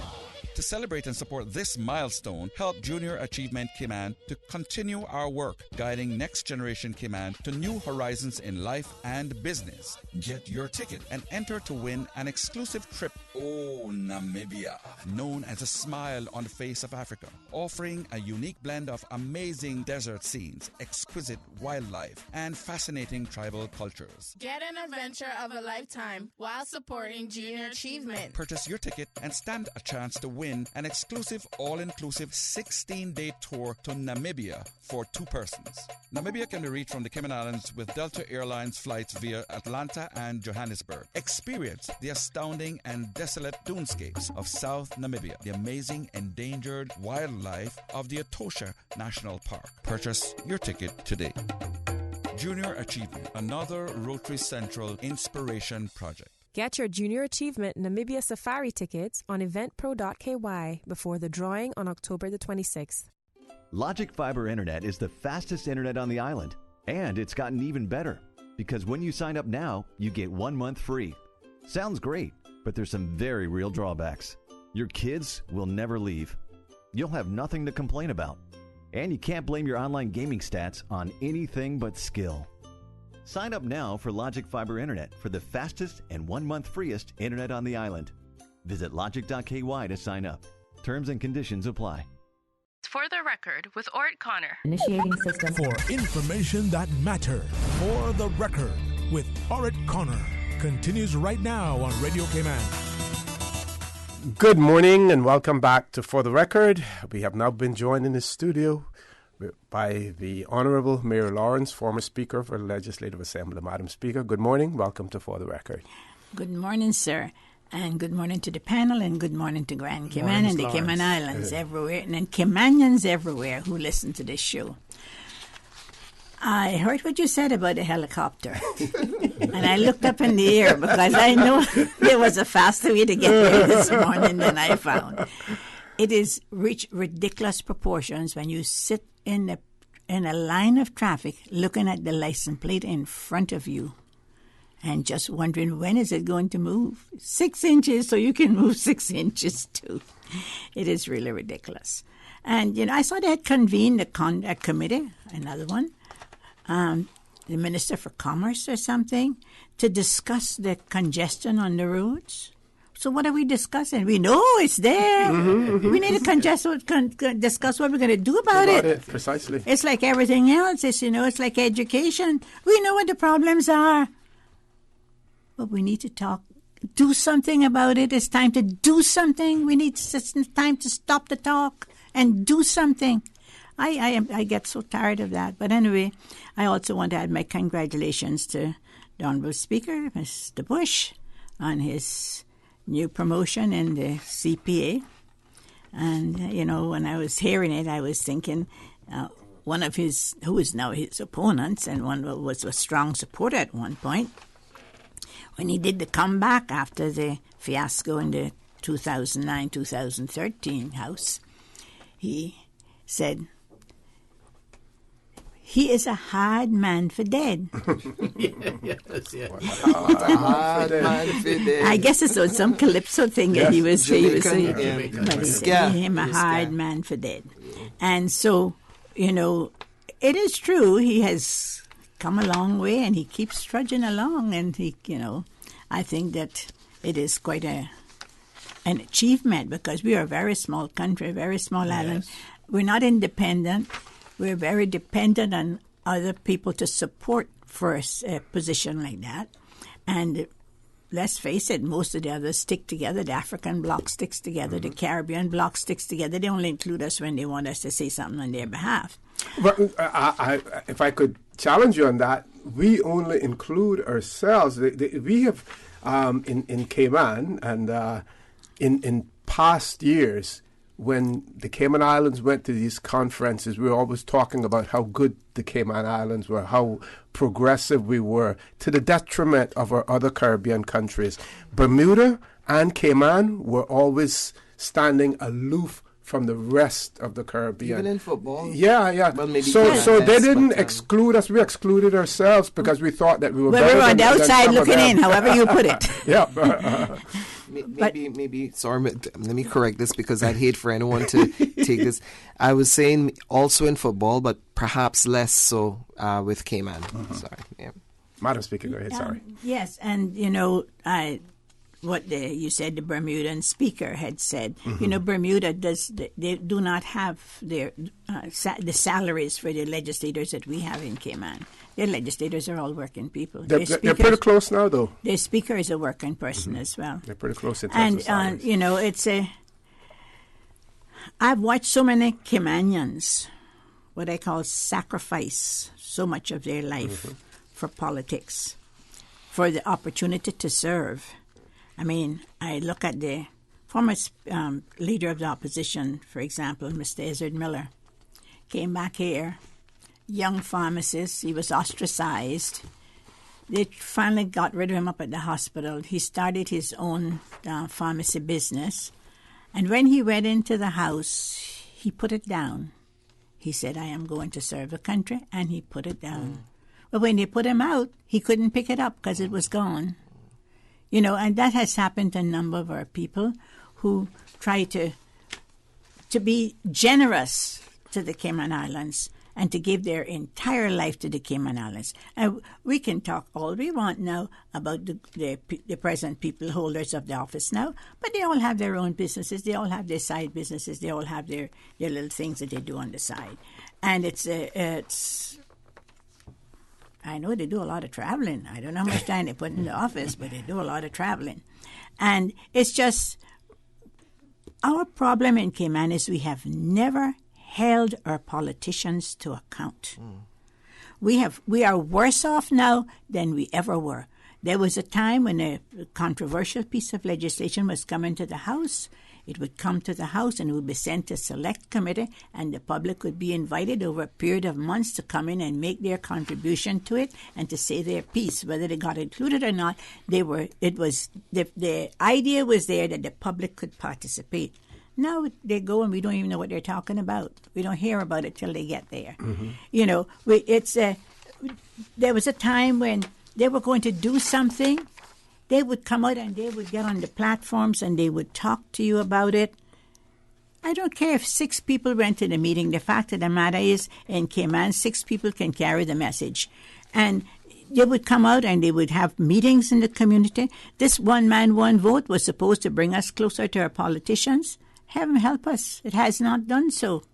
It has actually divided the country more. In Bodden Town, we had 4 people representing the district. Now we have 4 constituencies and the district is unrepresented. And I've said before, when we talked about East End and North Side, they are not constituency representatives, they are district representatives. Mr. Miller represents the North Side district and Mr. McLean represents the East End district, not a constituency. And this is where we have failed to in this idea of the one man, one vote, in that this was going to unite us. It has divided us even further. But you see, and what actually even compounds that, Miss Mary, is what I now describe as a democratic deficit. And we're seeing that playing out in the referendum. Mm-hmm. The view is that, so I'm not, in my mind, we have thorny national problems, and you can't really resolve them with a simple yes or no. And the public shouldn't be asked to distill their opinion in that binary. So I've been playing this over and over and over in my mind, and I'm not sure now. And as you rightly say, this is going to just build and continue to polarize the community. And I'm not sure a yes or a no is going to take us to a place that's going to actually address the kind of democracy that you're describing. Well, I was one of the boundary commissioners that brought in, they recommended the one man, one vote. Now, the one man, one vote is universally proclaimed to be the best system for people to vote for their representatives in the legislature or parliament or whatever you want to call it, or Congress. It is the best system. But, I have to say, and I have been thinking about this over the years, that is perhaps one of the mistakes that I made in my life when I adopted the best practice universal international system for to select people to represent you. My experience now, Cayman was not ready for that yet. What it has done, although it's the best system to select your representative, it has driven them farther underground. It has separated them farther now from each other. And each one now is saying, well, I want to represent these people, and I hear it on the radio all the time. Is that the one man, one vote, or is it the single member? It's a single member constituent system. Okay. The single member constituent system. Mm-hmm. And I hear one man, it's for my people in Georgetown, so and so and so and so. Well, and my people in Georgetown Central. Mm-hmm. And that system, I think I've made a mistake when I did that. When I did that, because I was one of 3 people on the panel, and it was only at the last minute that I agreed with the other 2 commissioners about it. And I would like to say that I think that was a mistake I made when I did that, because now, like you said, Madam Speaker, we don't have any district representation. Everybody now is only representing and preaching to that 400 or 500 or 600 people that they need to keep them in power. They don't care about the other people, and they don't care about the district at all. And I think that as a small island, and as related as we were, it was not the best system for us. Unfortunately, it may have been the best system universally, internationally, but not for us. And I apologize for voting for that system. Okay, Ms. Susan, you ready for us now? Okay, we still have about 2 minutes, Madam Speaker. You want to respond? Well, I didn't agree with it in the beginning because I looked at how small, for example, my district of Bodden Town is. And I thought to myself, if we have 3,000 voters in this district and somebody has to get their heir to get elected, and they can come up with 1,600 out of them to get elected, then at least the others have heard the message that person has. When you campaign, for example, when you campaigned, Teresa, you went door to door. You took your message to the person individual across the district. Everybody knew who you were and what you stood for. Now you get a little blurb on the television, or if you call up, you hear, go to the website. Well, the only web, but most people in Cayman, older people know it's by the web. They have no clue when you're talking about the website, how they're going to get to it to get the information they need. But when you get there, you're not going to find the information you need anyway. That's just a detracting factor. And so we are less involved in our government now, and we are less informed than we have ever been. Okay. And it's compounded going to the 8 o'clock news, sorry, Ms. Steve will come to you as soon as we return from Headline News at 9 o'clock. Folks, please stay tuned. For the record, we'll be back shortly. Radio K-Man. Radio K-Man's newsroom. These are the biggest stories right now.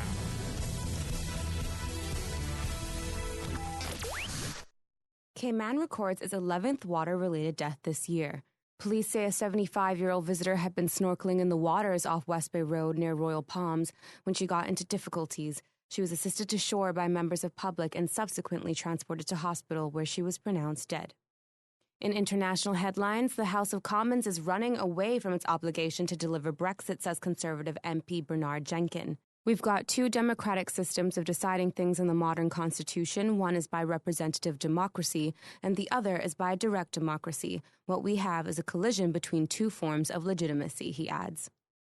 Kevin Burns, chief executive of vaping firm Juul, has stepped down amid growing concerns around vaping health risks and criticism of its marketing. The firm has announced it will withdraw all U.S. advertising. Mr. Burns will be replaced immediately by Casey Crosswaith, former chief growth officer at tobacco giant Altria, Juul said. For Radio K-Man News, I'm Felicia Rankin-Solins. Radio K-Man, the voice of the Cayman Islands. What's happening in your community? News and information, music and more. You can find us. www.radiocayman.gov.ky. Like us on Facebook and follow us on Twitter. Radio K-Man is your choice, your voice for today's biggest news. Radio K-Man.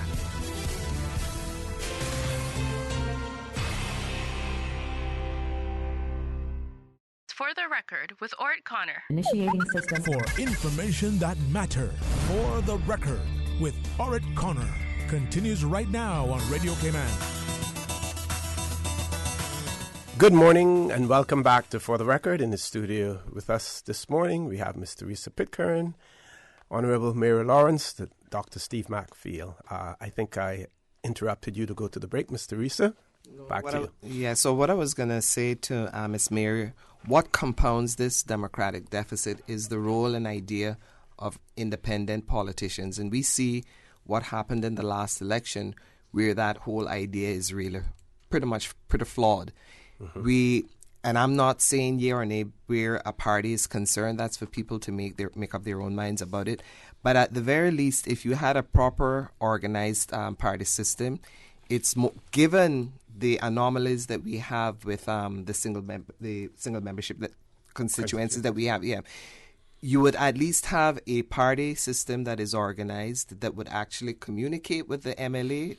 Would hold that MLA accountable. You'd have certain rules that you'd have to follow. And if you can't get that particular member, other members of the party would be able to respond to the particular needs of the particular community.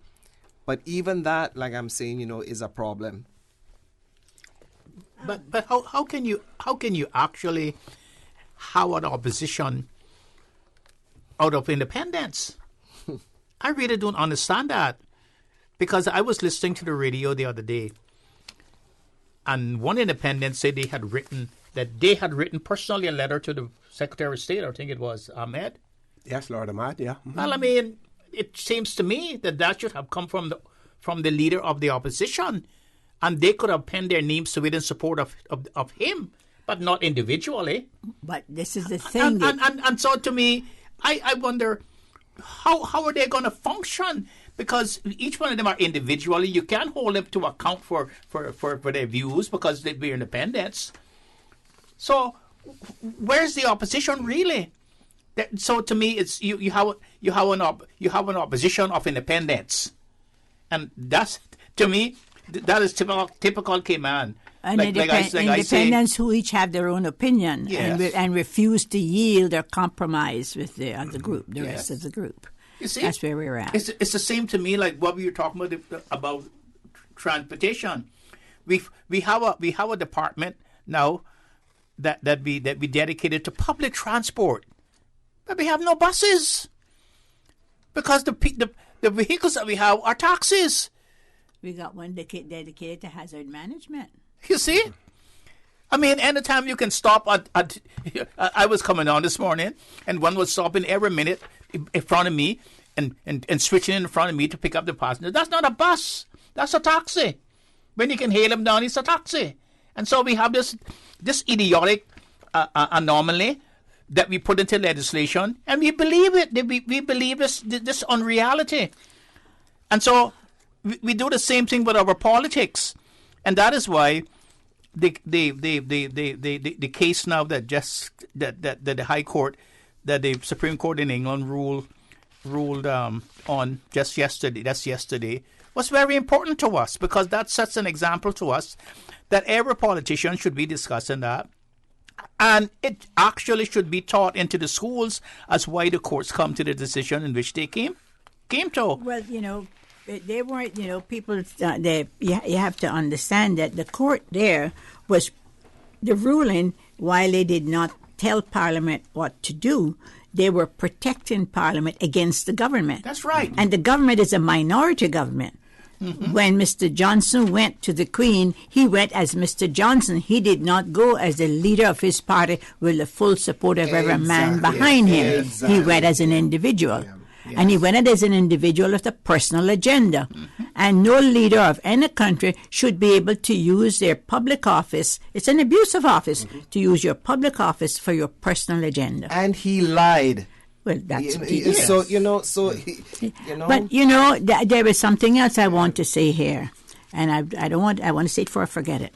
One of the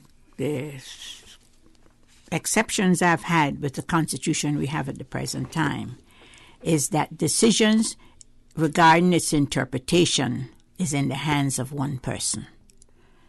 No constitutional decision should be in. You see, 11 judges sat on that panel. 11 out of 12. Because and 3 in the courts before that, the high courts before that, were on each panel in Scotland and in England. Mm-hmm. You cannot have one person interpreting your constitution. Mm-hmm. And, back in it started because in 1972, when I challenged their election results, and 12 of us went up from Bodentown to challenge it. And having found 50 Georgetown ballots in the Bodentown box, 5 people searched that box, was there at the search. They found the 50 Georgetown ballots. The Grand Court judge ruled, he says, I don't want to hear it, I don't want to see it, the petition is bad in law. Mm-hmm. That was the ruling. We appealed it to the appeal court in Jamaica, and the appeal was never heard. It sits there. But we did have the option to appeal it. Mm-hmm, mm-hmm, mm-hmm. And any decision regarding the Constitution should not be decided by one single person. If it's one person in the Grand Court, it should go to the appeal court for a final decision. It should not be left there. Right. I'm sorry, that's how I feel about that. Speaker. If I can share something with you before we go there, Dr. McPhail. This is an article I'm talking about Lady Hale. It says, ex-barmaid with a spider brooch who spun legal web that snared PM. And it says here, as he considered his position last night, Boris Johnson may have been wishing he had read a crucial speech given by Lady Hale before the Prime Minister prorogued Parliament earlier this year. It says, in the speech, the first female president of the court told her audience how important it is that judges remain true to their oaths of office, remain willing to stand up to government. Courts exist, said the fearsome, intelligent, but softly spoken justice, in order to ensure that the laws made by Parliament and the common law created by the courts themselves are applied and enforced. She went on, that role includes ensuring that the executive branch of government carries out its functions in accordance with the law. In order for the courts to perform that role, people must, in principle, have unimpeded access to them. That is the courts. She's also been very critical about the lack of female representation in the courts as well, and on the employment tribunals. Yeah. Okay. Well, it was a woman who delivered the Justice Hale. Yes, that's what we're talking. Lady Hale. Now, Madam Speaker, what I'd like to get from you is your take on the role of the Speaker in the United Kingdom's John Burkhoff. To some, if you're a Remain, he's a hero, and if you're a Brexiter, he's a foe and needs to go. Do you think that at any point in this whole fiasco that he tilted his hand one way or the other, he showed his hand? You know, the role of the Speaker in Britain is a little bit different from ours. Once you are chosen to be the Speaker, you abandon your political affiliation, whatever it was. Your riding or your constituents, as we call it here, becomes the constituents or the riding of Parliament. They are responsible to make sure that everything, this is always the best supported riding in the country, because Parliament is required to support the Speaker is not allowed to be a politician anymore, so the Parliament has to get his job done for him in the area he comes from. The Speaker is not, you cannot fire the Speaker. The Speaker he can be, as we call it in the American term, impeached. You can have a vote of no confidence in the Speaker and remove him, or you can have him, or he can resign. But he cannot be removed by you. And he cannot run in politics again. Once he steps forward or she steps forward to go to sit in that chair, her or his total affiliation must remain for the rest of his life or her life. She cannot or he cannot go back and run in a campaign again like we do here. And it's a way of ensuring the independence of the Speaker. Now, in Britain, you got, 600 and how many people?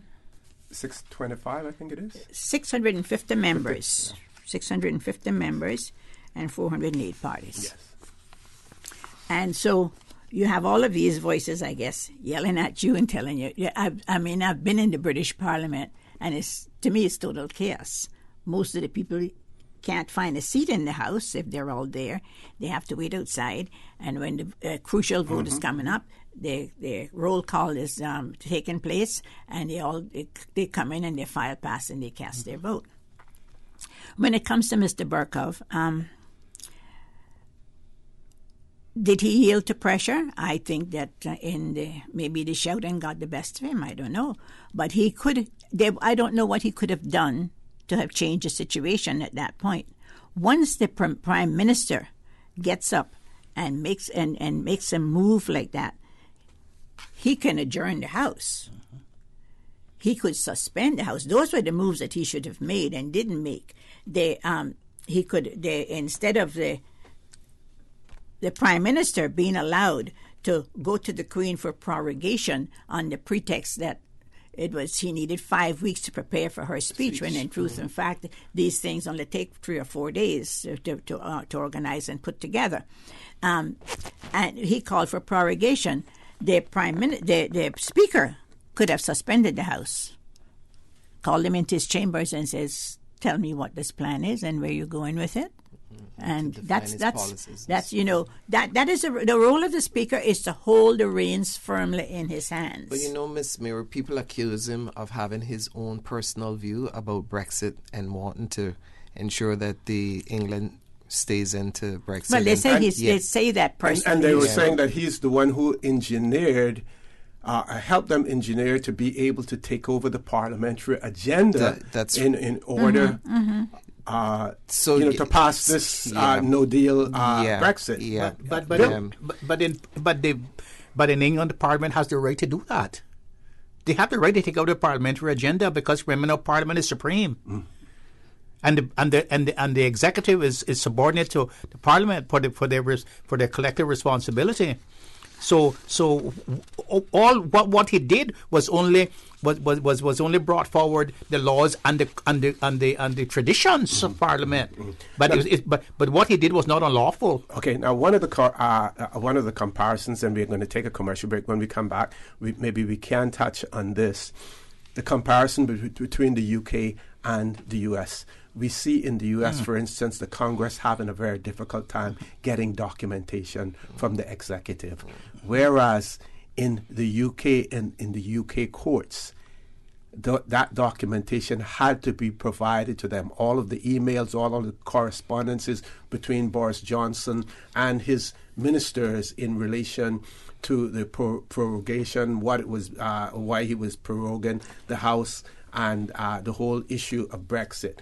The only thing that was unusual about it was there were statements that were made by ministers that were presented to the courts, but those statements were not signed by the ministers, which goes to show you their apprehension. They were prepared to give this statement, but not to put their signature behind it, because I would imagine, Dr. McPhail, and you can comment on that, whether or not that was a fear of them perjuring themselves by signing it.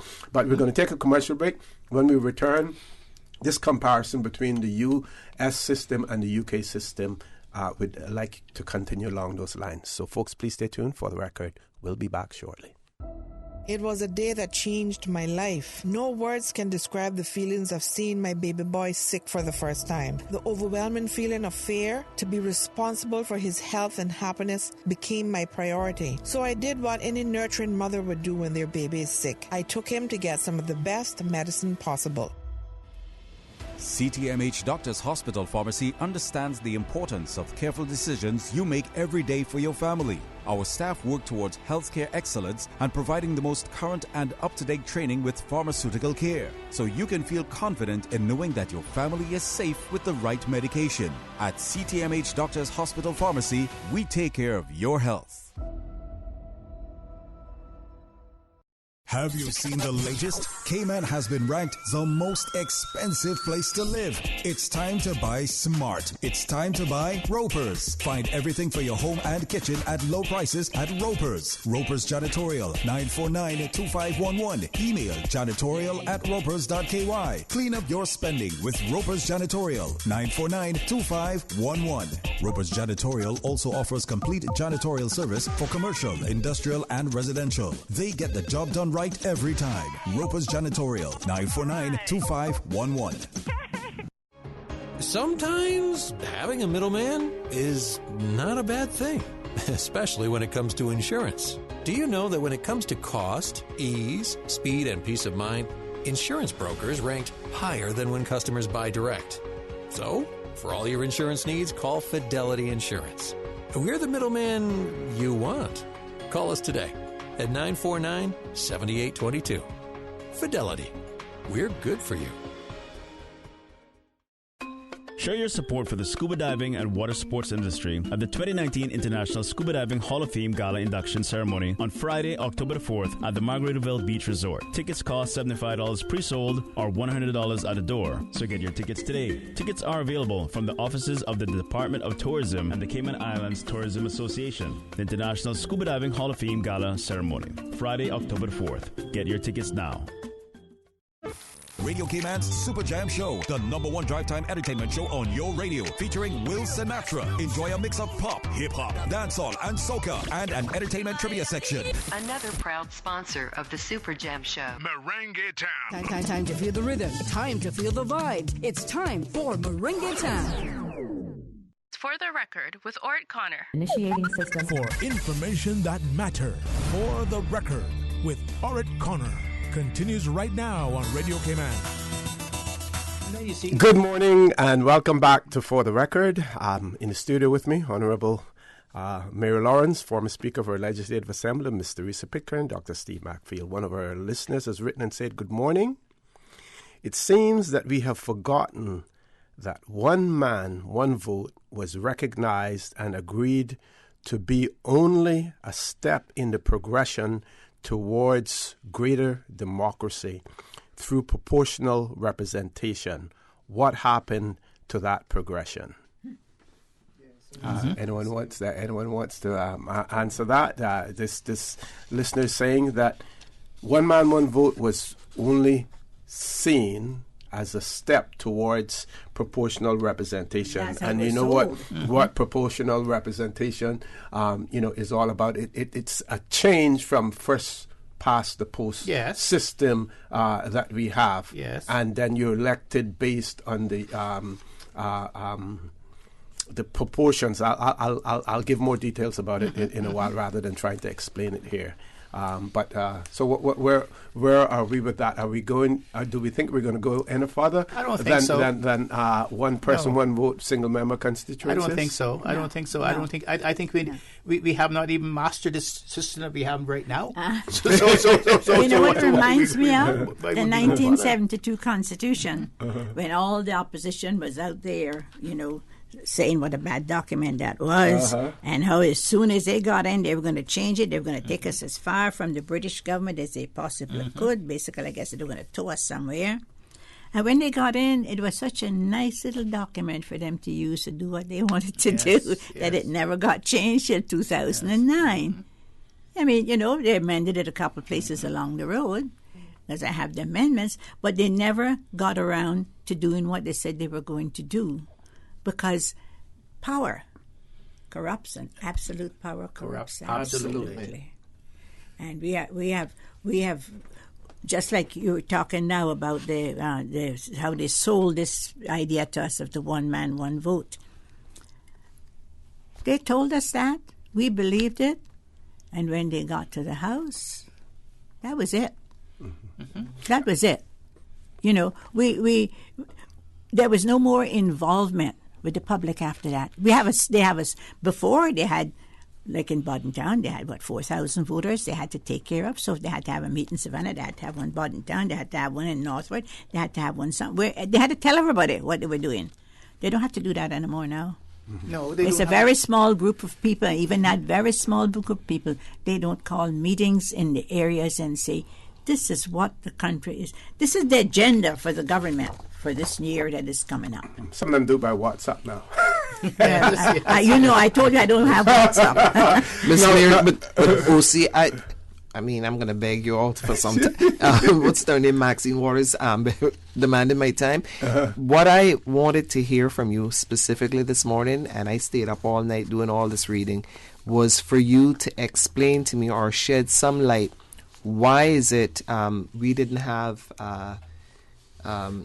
we had 1 and 2 women elected, but why didn't they create a situation to involve and engage more women to participate in the political process? So I started during what period? What period? Generally, because January? There's when I look back from when the petition, when Miss what's her name, Cook Borden.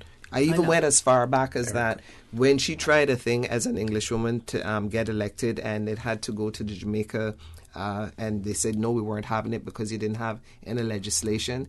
And the attempts by certain folks to get Miss Ina elected, and you had to wait 3 more years before you actually got Miss Eve elected. So I couldn't find any literature that spoke to me about what the women were involved with. What kind of contributions that they made to change the mindset?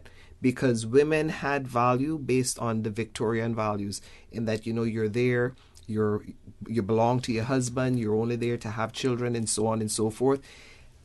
I want to know what changed that mindset, if it was changed at all, and whether or not we should remain as teachers, whether or not we should remain as caregivers.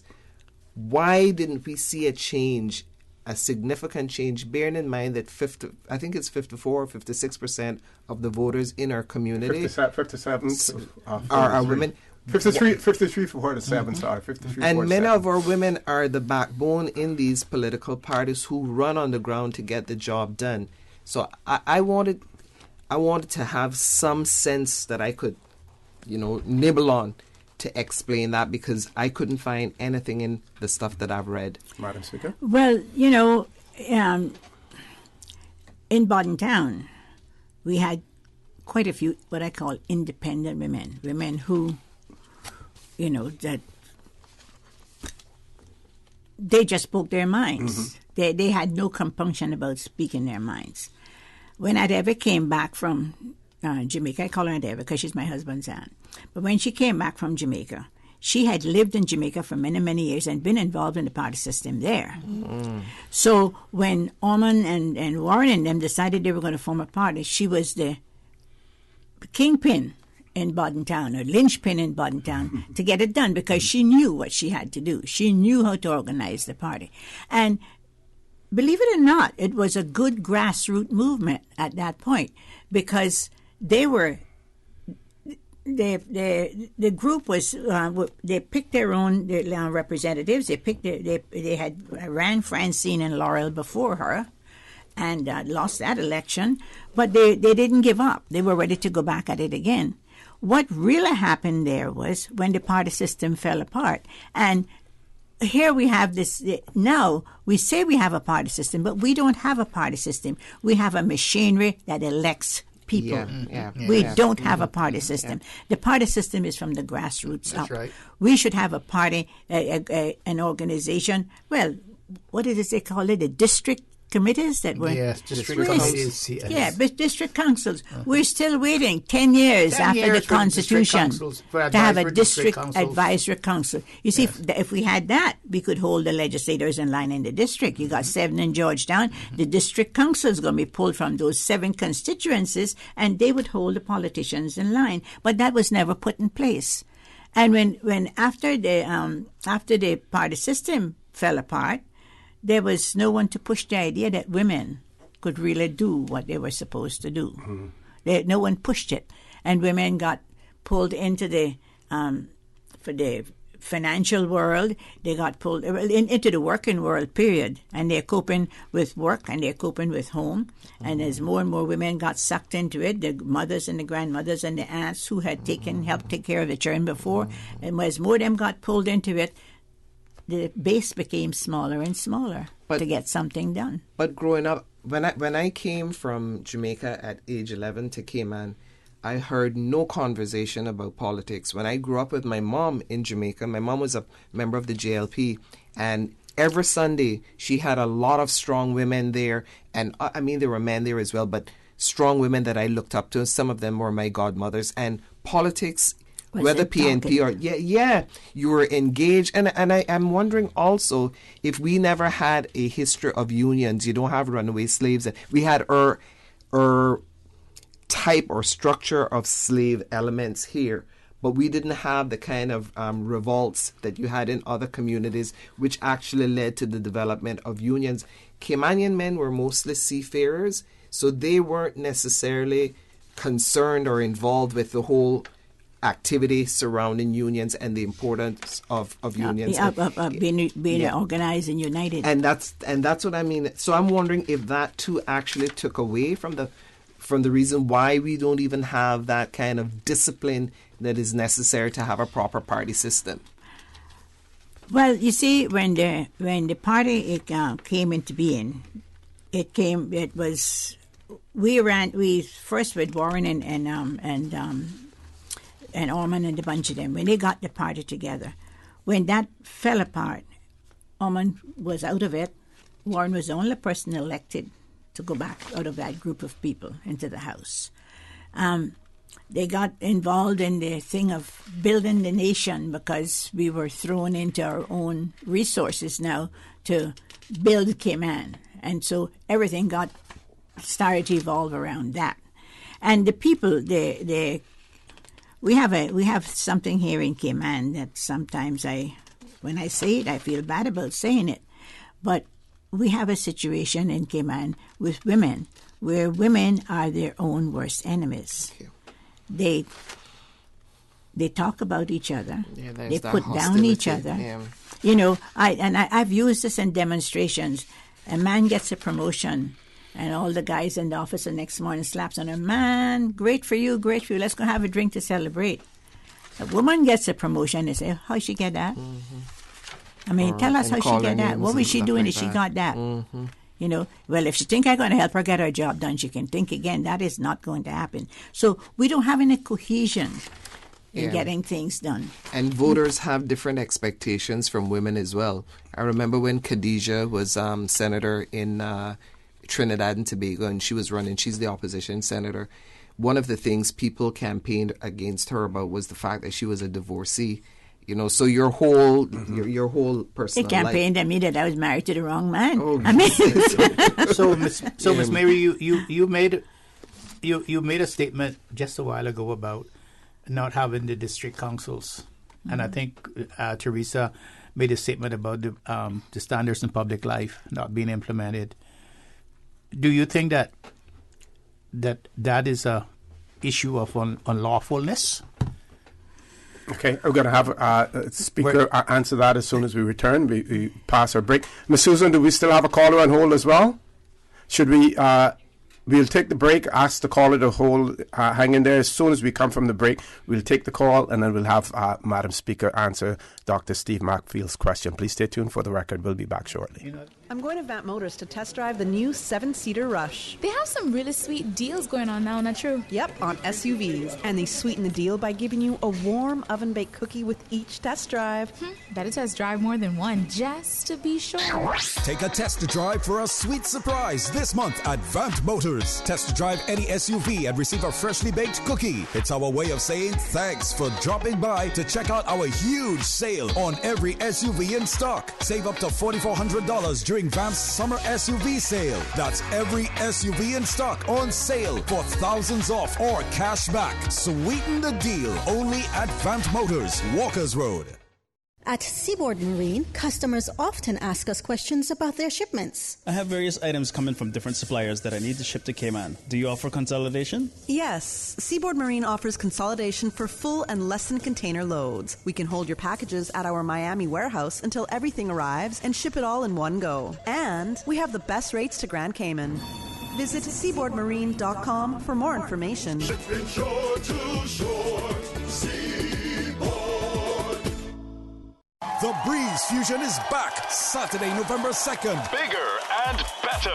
Now featuring a 5K walk run and a 10K run for half marathon trainers. Join the fun and help raise funds for the Central Scranton Park and the NCVO. Save the date or register now at CaymanActive.com or at Radio Cayman Studios. Registration is only $15 if registered by September 30th. And all early registrants enter to win a Cayman Airways voucher. The Breeze Fusion 5K, 10K walk run, Saturday, November 2nd.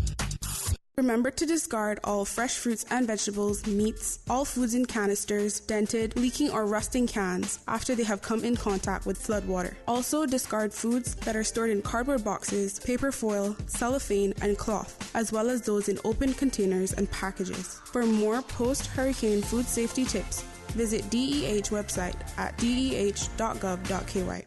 Headlines. With the latest headlines. Headlines. All the news when you want it. Tune in to Radio Cayman for hourly headlines of the day's top stories. One of Cayman's bright and shining young stars. Local, regional, international. Headlines. Turning to international news. Updates on the hour between 7 a.m. and 6 p.m. on weekdays. Radio Cayman News. Headlines. Your voice, your choice for today's biggest news. For the record, with Orrett Connor. Initiating system. For information that matters. For the record, with Orrett Connor. Continues right now on Radio Cayman. Good morning and welcome back to For the Record. As promised, we're going straight to the phone lines. Caller, welcome to For the Record. Good morning and thanks for being so patient. Good morning to you and good morning to your guests. Good morning. Good morning. Now, Ossie, I'm going to ask you a question. Every Wednesday morning, you get these information people like Dr. Macfield and Teresa and Miss Mary. I'm sorry for calling you Teresa. Oh, sure. Miss Teresa and Honorable Mary Lawrence. Mm-hmm. And you keep them to yourself or what? I just want to ask you a question, and they can answer. Sure. But I'm going to ask it through you. Okay. I'm wondering if they can't come to each district and explain the Constitution to the people. Because, as you all know, we have politicians and then we don't have anybody to represent us. We do have politicians, and the only time we see them is in a paper where they're gone somewhere or where they have gone, and they have come back, but we don't know what they gone for, what did they do, and does it represent Cayman. Now, I'm saying this because I know that I'm right. And another thing, we depend on finance and we depend on tourism. You don't hardly hear any Caymanians being trained in tourism.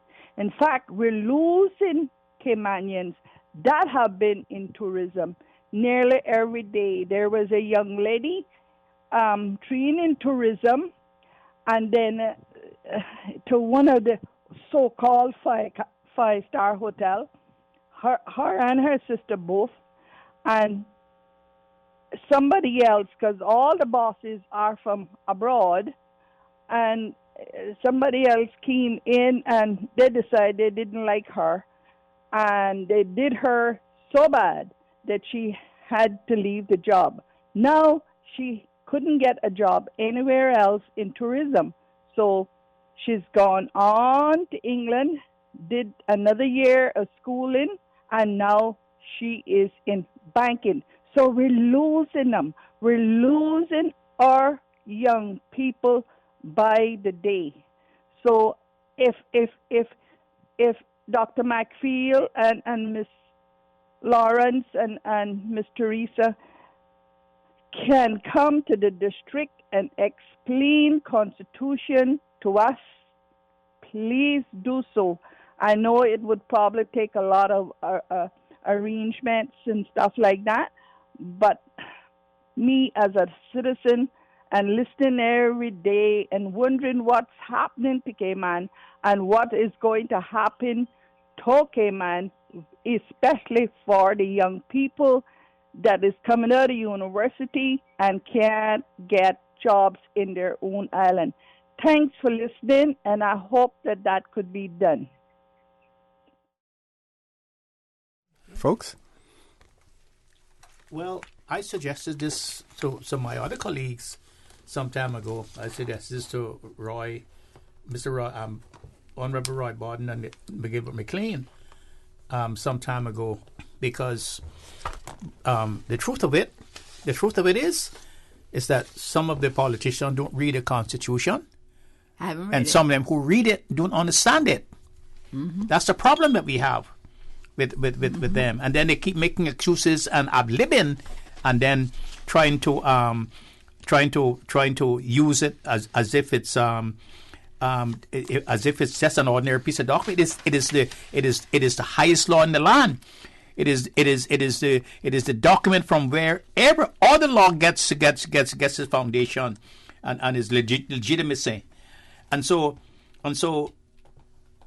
I would be glad if my colleagues here would join me in doing that. I remember the days when Miss Mary did this in Bordentown and stuff. She had meetings in the Civic Center, in a town hall, or the Civic Center was, and she was explaining the Constitution. But I think this was before the Constitution came out that she was explaining this during that whole era of education and enlightenment about the new Constitution. Now that it's out, I think, Miss Mary, you ought to come back on the platform and you ought to start doing that. I would be glad to assist you with that and to go along with you with that. It would take some work to put together. We could use this as a platform to do advertisements for meetings and things like that in the different districts. But I think it is worthwhile because some of our people do not understand the Constitution, and they do not understand the rights that the Constitution gives them. And as long as they do not understand the rights that the Constitution gives them, the politicians are not going to explain those rights to them, because that is one of the ways that keep their power. So I I don't know what my other colleagues have to say about the suggestion made by the the question of the Constitution. You're talking about explaining the Constitution we have. The government is talking about changing the Constitution. They haven't told us what the changes are. They haven't told us why they're changing it. They haven't told us what the impact of those changes are going to be. They haven't asked us for suggestions as to what we think should be changed in the Constitution. It is their document. And they haven't necessarily followed the Constitutional Commission's suggestions. They haven't followed the Constitutional Commission. I mean, like you talked about the standards in public life. That the Constitution is 10 years old. The Commission was one of the first ones established. Where is the law? And where is the district council's law? Well, the district councils, you're not going to see that because that is the tool under this Constitution whereby you can hold the elected person accountable. And they don't want to be accountable. So just let me ask you the question then. If they refuse to abide by the Constitution, if they refuse to obey the highest law in the land by doing what the Constitution says they should do and must do, would you say that, Madam Speaker, that is lawlessness? That they outsided the law and that they are acting ultra-virus of the Constitution? They're acting ultra-virus of the Constitution when they don't follow what the Constitution says. I don't care which government it is. If they don't follow what the Constitution says, they're outside of the law. But the fact of the matter is that the legislation coming before Parliament, we don't even know what it says. We have legislation. We're talking about immigration again. We're talking about education again. We hear these things buzzing around in the community, but there is nobody who comes forward and say, "This, let me explain to you what it is we're going to do. Let me explain to you how it is going to affect you." Nobody does that. I just heard the panel here say that one of the ways we could control the traffic situation in Cayman is to make it impossible for people who come here to run out and buy a little cheap car and put it on the road right away. That we should have some kind of public transport. And we're saying that, and we have said it, and we have said it, and we have said it. But who's listening? Nobody's listening. Or if they're listening, no one is acting. Exactly. They had, like I said, the Minister for Commerce had a meeting, and I don't know who he had the meeting with, but anyway, he had a meeting. And Commissioner of Police was Commissioner Police. And we should discuss discuss the traffic situation. But you need to talk to the people on the road that is getting late for work every morning and who's cheering not getting to school on time. We're not talking about the realities of life. That's right. Which is what is happening to us. This is what we have to deal with, not the paperwork. Okay, we have one caller on hold. I'm going to try to grab that caller before we go to our commercial break. Caller, good morning. Welcome to For the Record.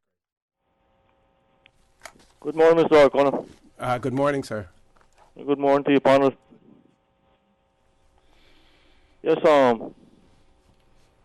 I've been mentioning for quite a while now. I think from the time Mr. Thomas Jefferson was in charge of I think it was tourism, that we need lifeguards on our beaches, especially at places that have a lot of water activity.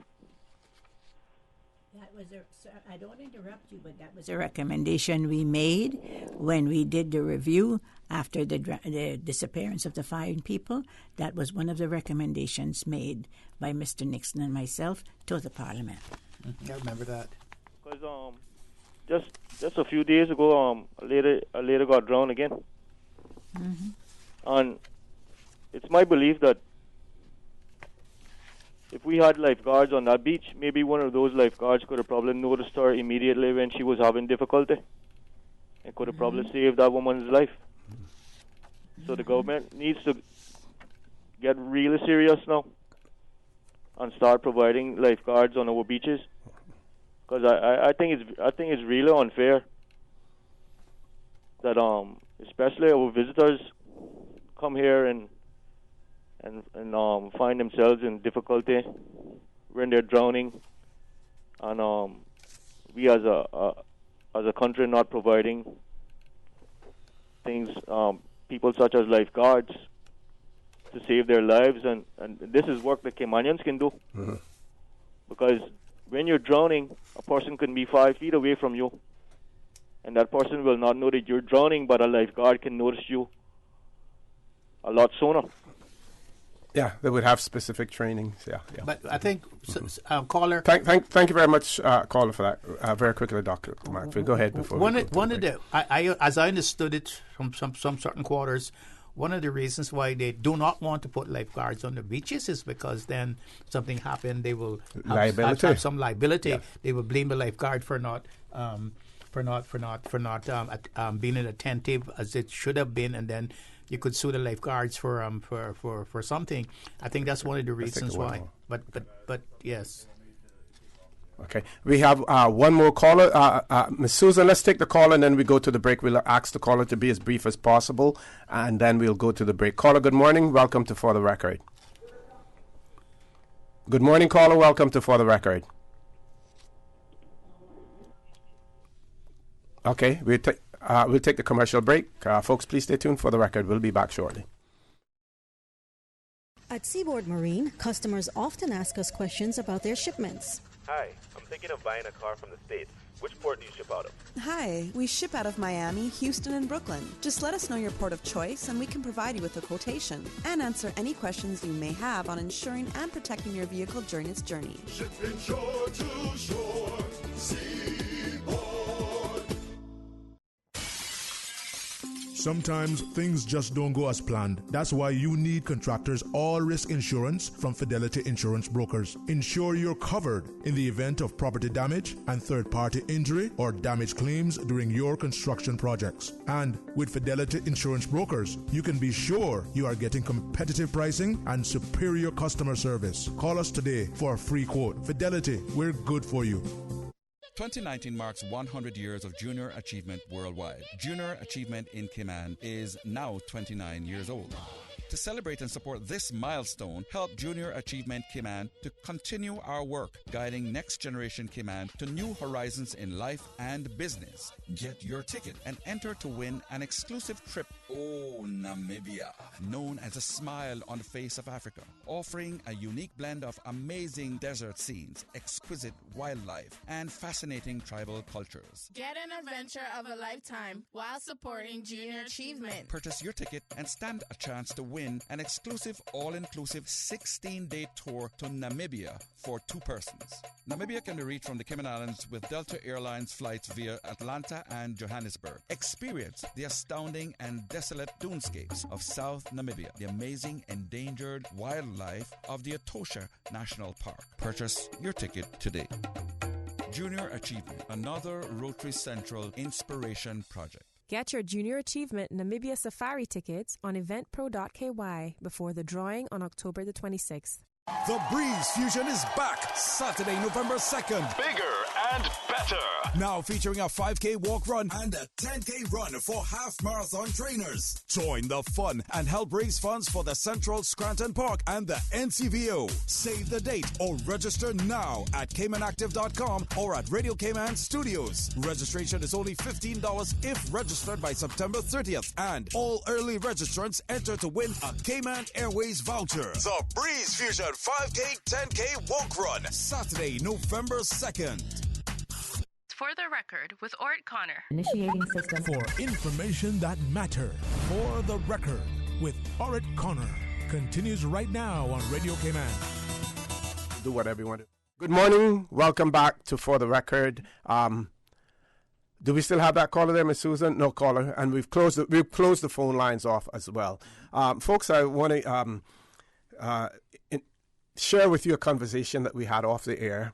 And I was speaking to Madam Speaker about her statement in relation to leaving the interpretation of our Constitution to one judge. So as usual, I do my little research and stuff. And Section 66 of the Constitution, falling under the heading Determination of Questions to Membership of the Legislative Assembly, And it reads that any question whether a person has been validly elected as a member of the Legislative Assembly or whether an elected member of the Assembly has vacated his or her seat in it shall be determined by the Grand Court, whose decision shall be final and binding. So I pointed out to my panel here that the Constitution says the Grand Court, and only to learn from Dr. McField and Madam Speaker that, whichever one of you want to say now what you told me, go right ahead. The Grand Court sits as one judge. It does not sit as a panel. The appeal court sits as a panel of 3 judges out of 5, I think it is, they have chosen. So Dr. McField, if he wanted to be heard by more, what should the Constitution have read? It should say... The Constitution should read a panel of Grand Court judges. Not less than at least 3 judges of the Grand Court. And then you would have a panel. But it's not a panel. These are the things that we need to change. These are the things that we need to debate in the public. These are the things that we need to go to the district to explain to people, the anomalies in our Constitution and things like that. That's what we need to do. Because right now, we have the position where we have one judgment here that is a first instance judgment about the right to stand for election in Cayman Island. It's a first instance judgment, and it's not had been tested by a higher court. So we have this ridiculous situation where when we go to court, for instance, if this case that went to the High Court, we have similarly in our jurisdiction, if a case comes out of the elections office and goes to the Grand Court, it's heard by one judge, and his decision is final and cannot be questioned by any other, cannot be appealed.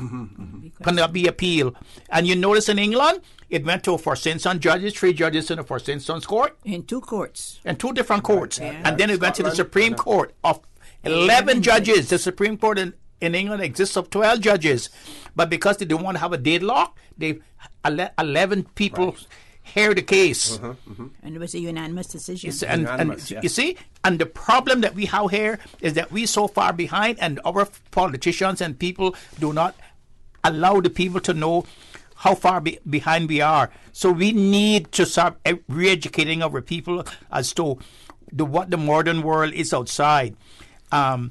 We need to amend the Constitution. Those are the kind of amendments that I would like to see in the Constitution, where we have the right to appeal to the Grand Court and the right to appeal to the Court of Appeal for election offences and people, and deciding who's going to sit in our legislature and who's not going to sit in our legislature. Okay, Dr. Steve, I'm going to use that as your closing comments, and then I'm going to come to Ms. Teresa because we're running out of time, and then Madam Speaker will have the final say. Yeah, I really wanted also to touch on some women issues. Yeah, and I know we do. Yeah, and to encourage, to have a conversation about what we can do to encourage women to get involved, get educated.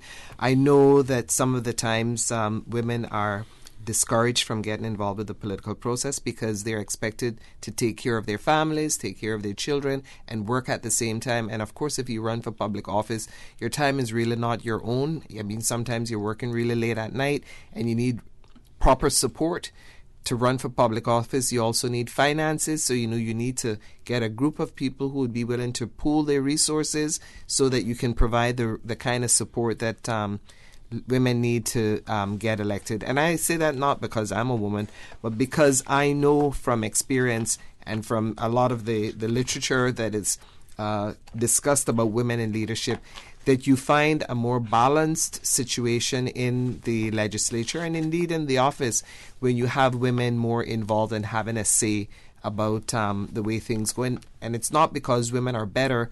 Women are simply different from men. They have different interests, different values. Women, for example, get pregnant. Men can't get pregnant. Men don't know what it's like to have... The hand that rocks the cradle rules the world. I said that. Yes. They don't know what it's like to get heartburn. They don't know what it's like to get disfigured when you're pregnant and having to dance and chew chewing gum at the same time. So I would really like to have that conversation where we have a further discussion about ways in which we can encourage more women to get involved with the political process. Okay, Madam Speaker. Yes, and I'm going to divert a little bit because I want to use the quote that Mr. Ray Albaden, the speech he made when he laid the foundation stone for the Cayman Parliament, the Legislative Assembly building, okay, and I quote, "From Parliament springs the preservation of democratic principles and fundamental human rights. Parliament is governed by traditionally accepted procedures which no government dare attempt to disregard.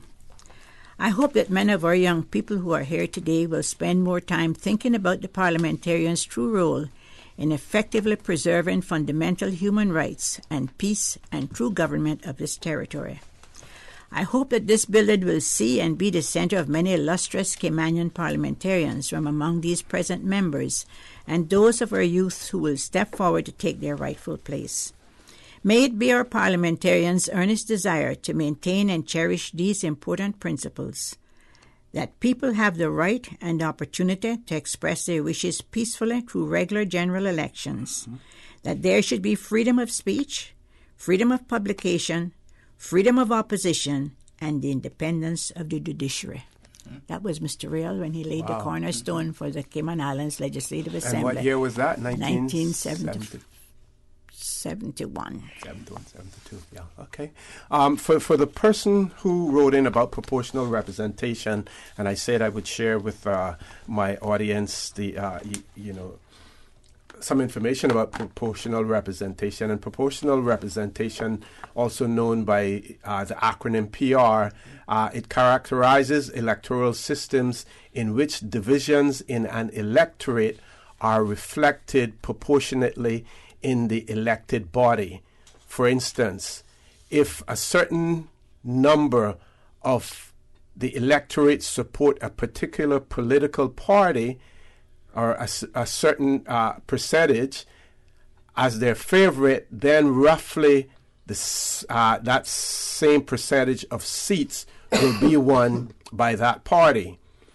The essence of such systems is that all votes contribute to the results, not just a plurality or a bare majority that we have in the case of first past the post. So if your party gains, let's say, for 20% of the votes, then you got 20% of the seats in the Legislative Assembly.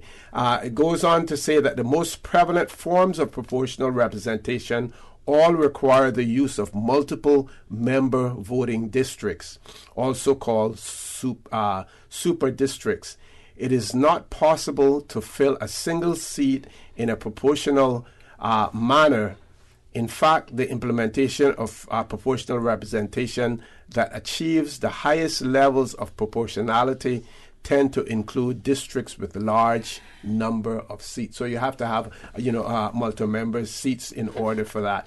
And then there are several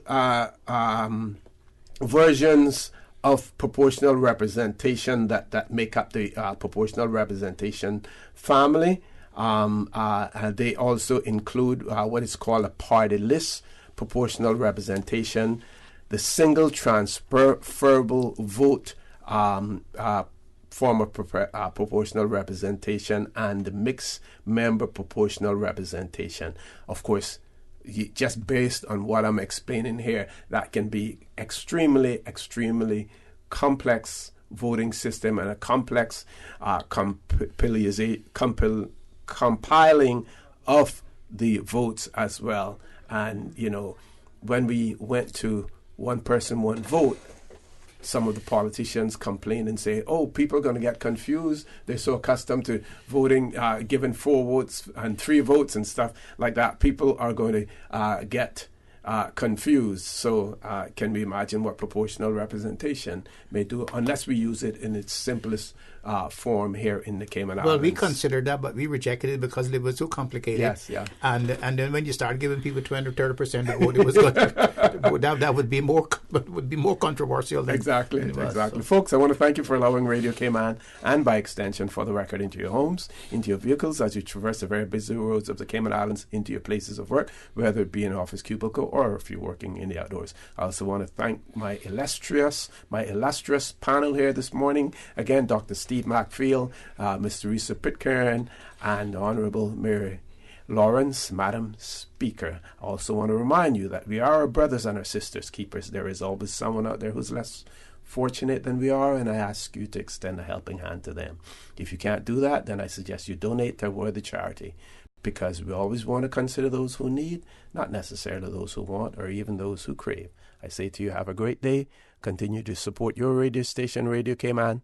Join Sterling Dwayne Banks at 12:15 for Talk Today. And as usual, we ask the good Lord to bless these three beautiful, wonderful Cayman Islands. For the Record is brought to you by Vamped Motors, the only authorized Ford and Toyota dealership serving the Cayman Islands. Cayman Pharmacy Group, with a location in West Bay and professional pharmacy at CTMH Doctors Hospital. The Cayman Pharmacy Group has a location for you just around the corner. Seaboard Marine, with over 35 shipping ports, find your shipping solution by calling 949-4977 or visit seaboardmarine.com for competitive rates. Rotary Central, for more than 110 years, Rotary members have used their passion, energy, and intelligence to take action on sustainable projects. Fidelity Bank, for all your banking needs, visit fidelitygroup.com. Fidelity, we're good for you. And Roper's Janitorial, complete janitorial service for commercial, industrial, and residential. They get the job done right every time.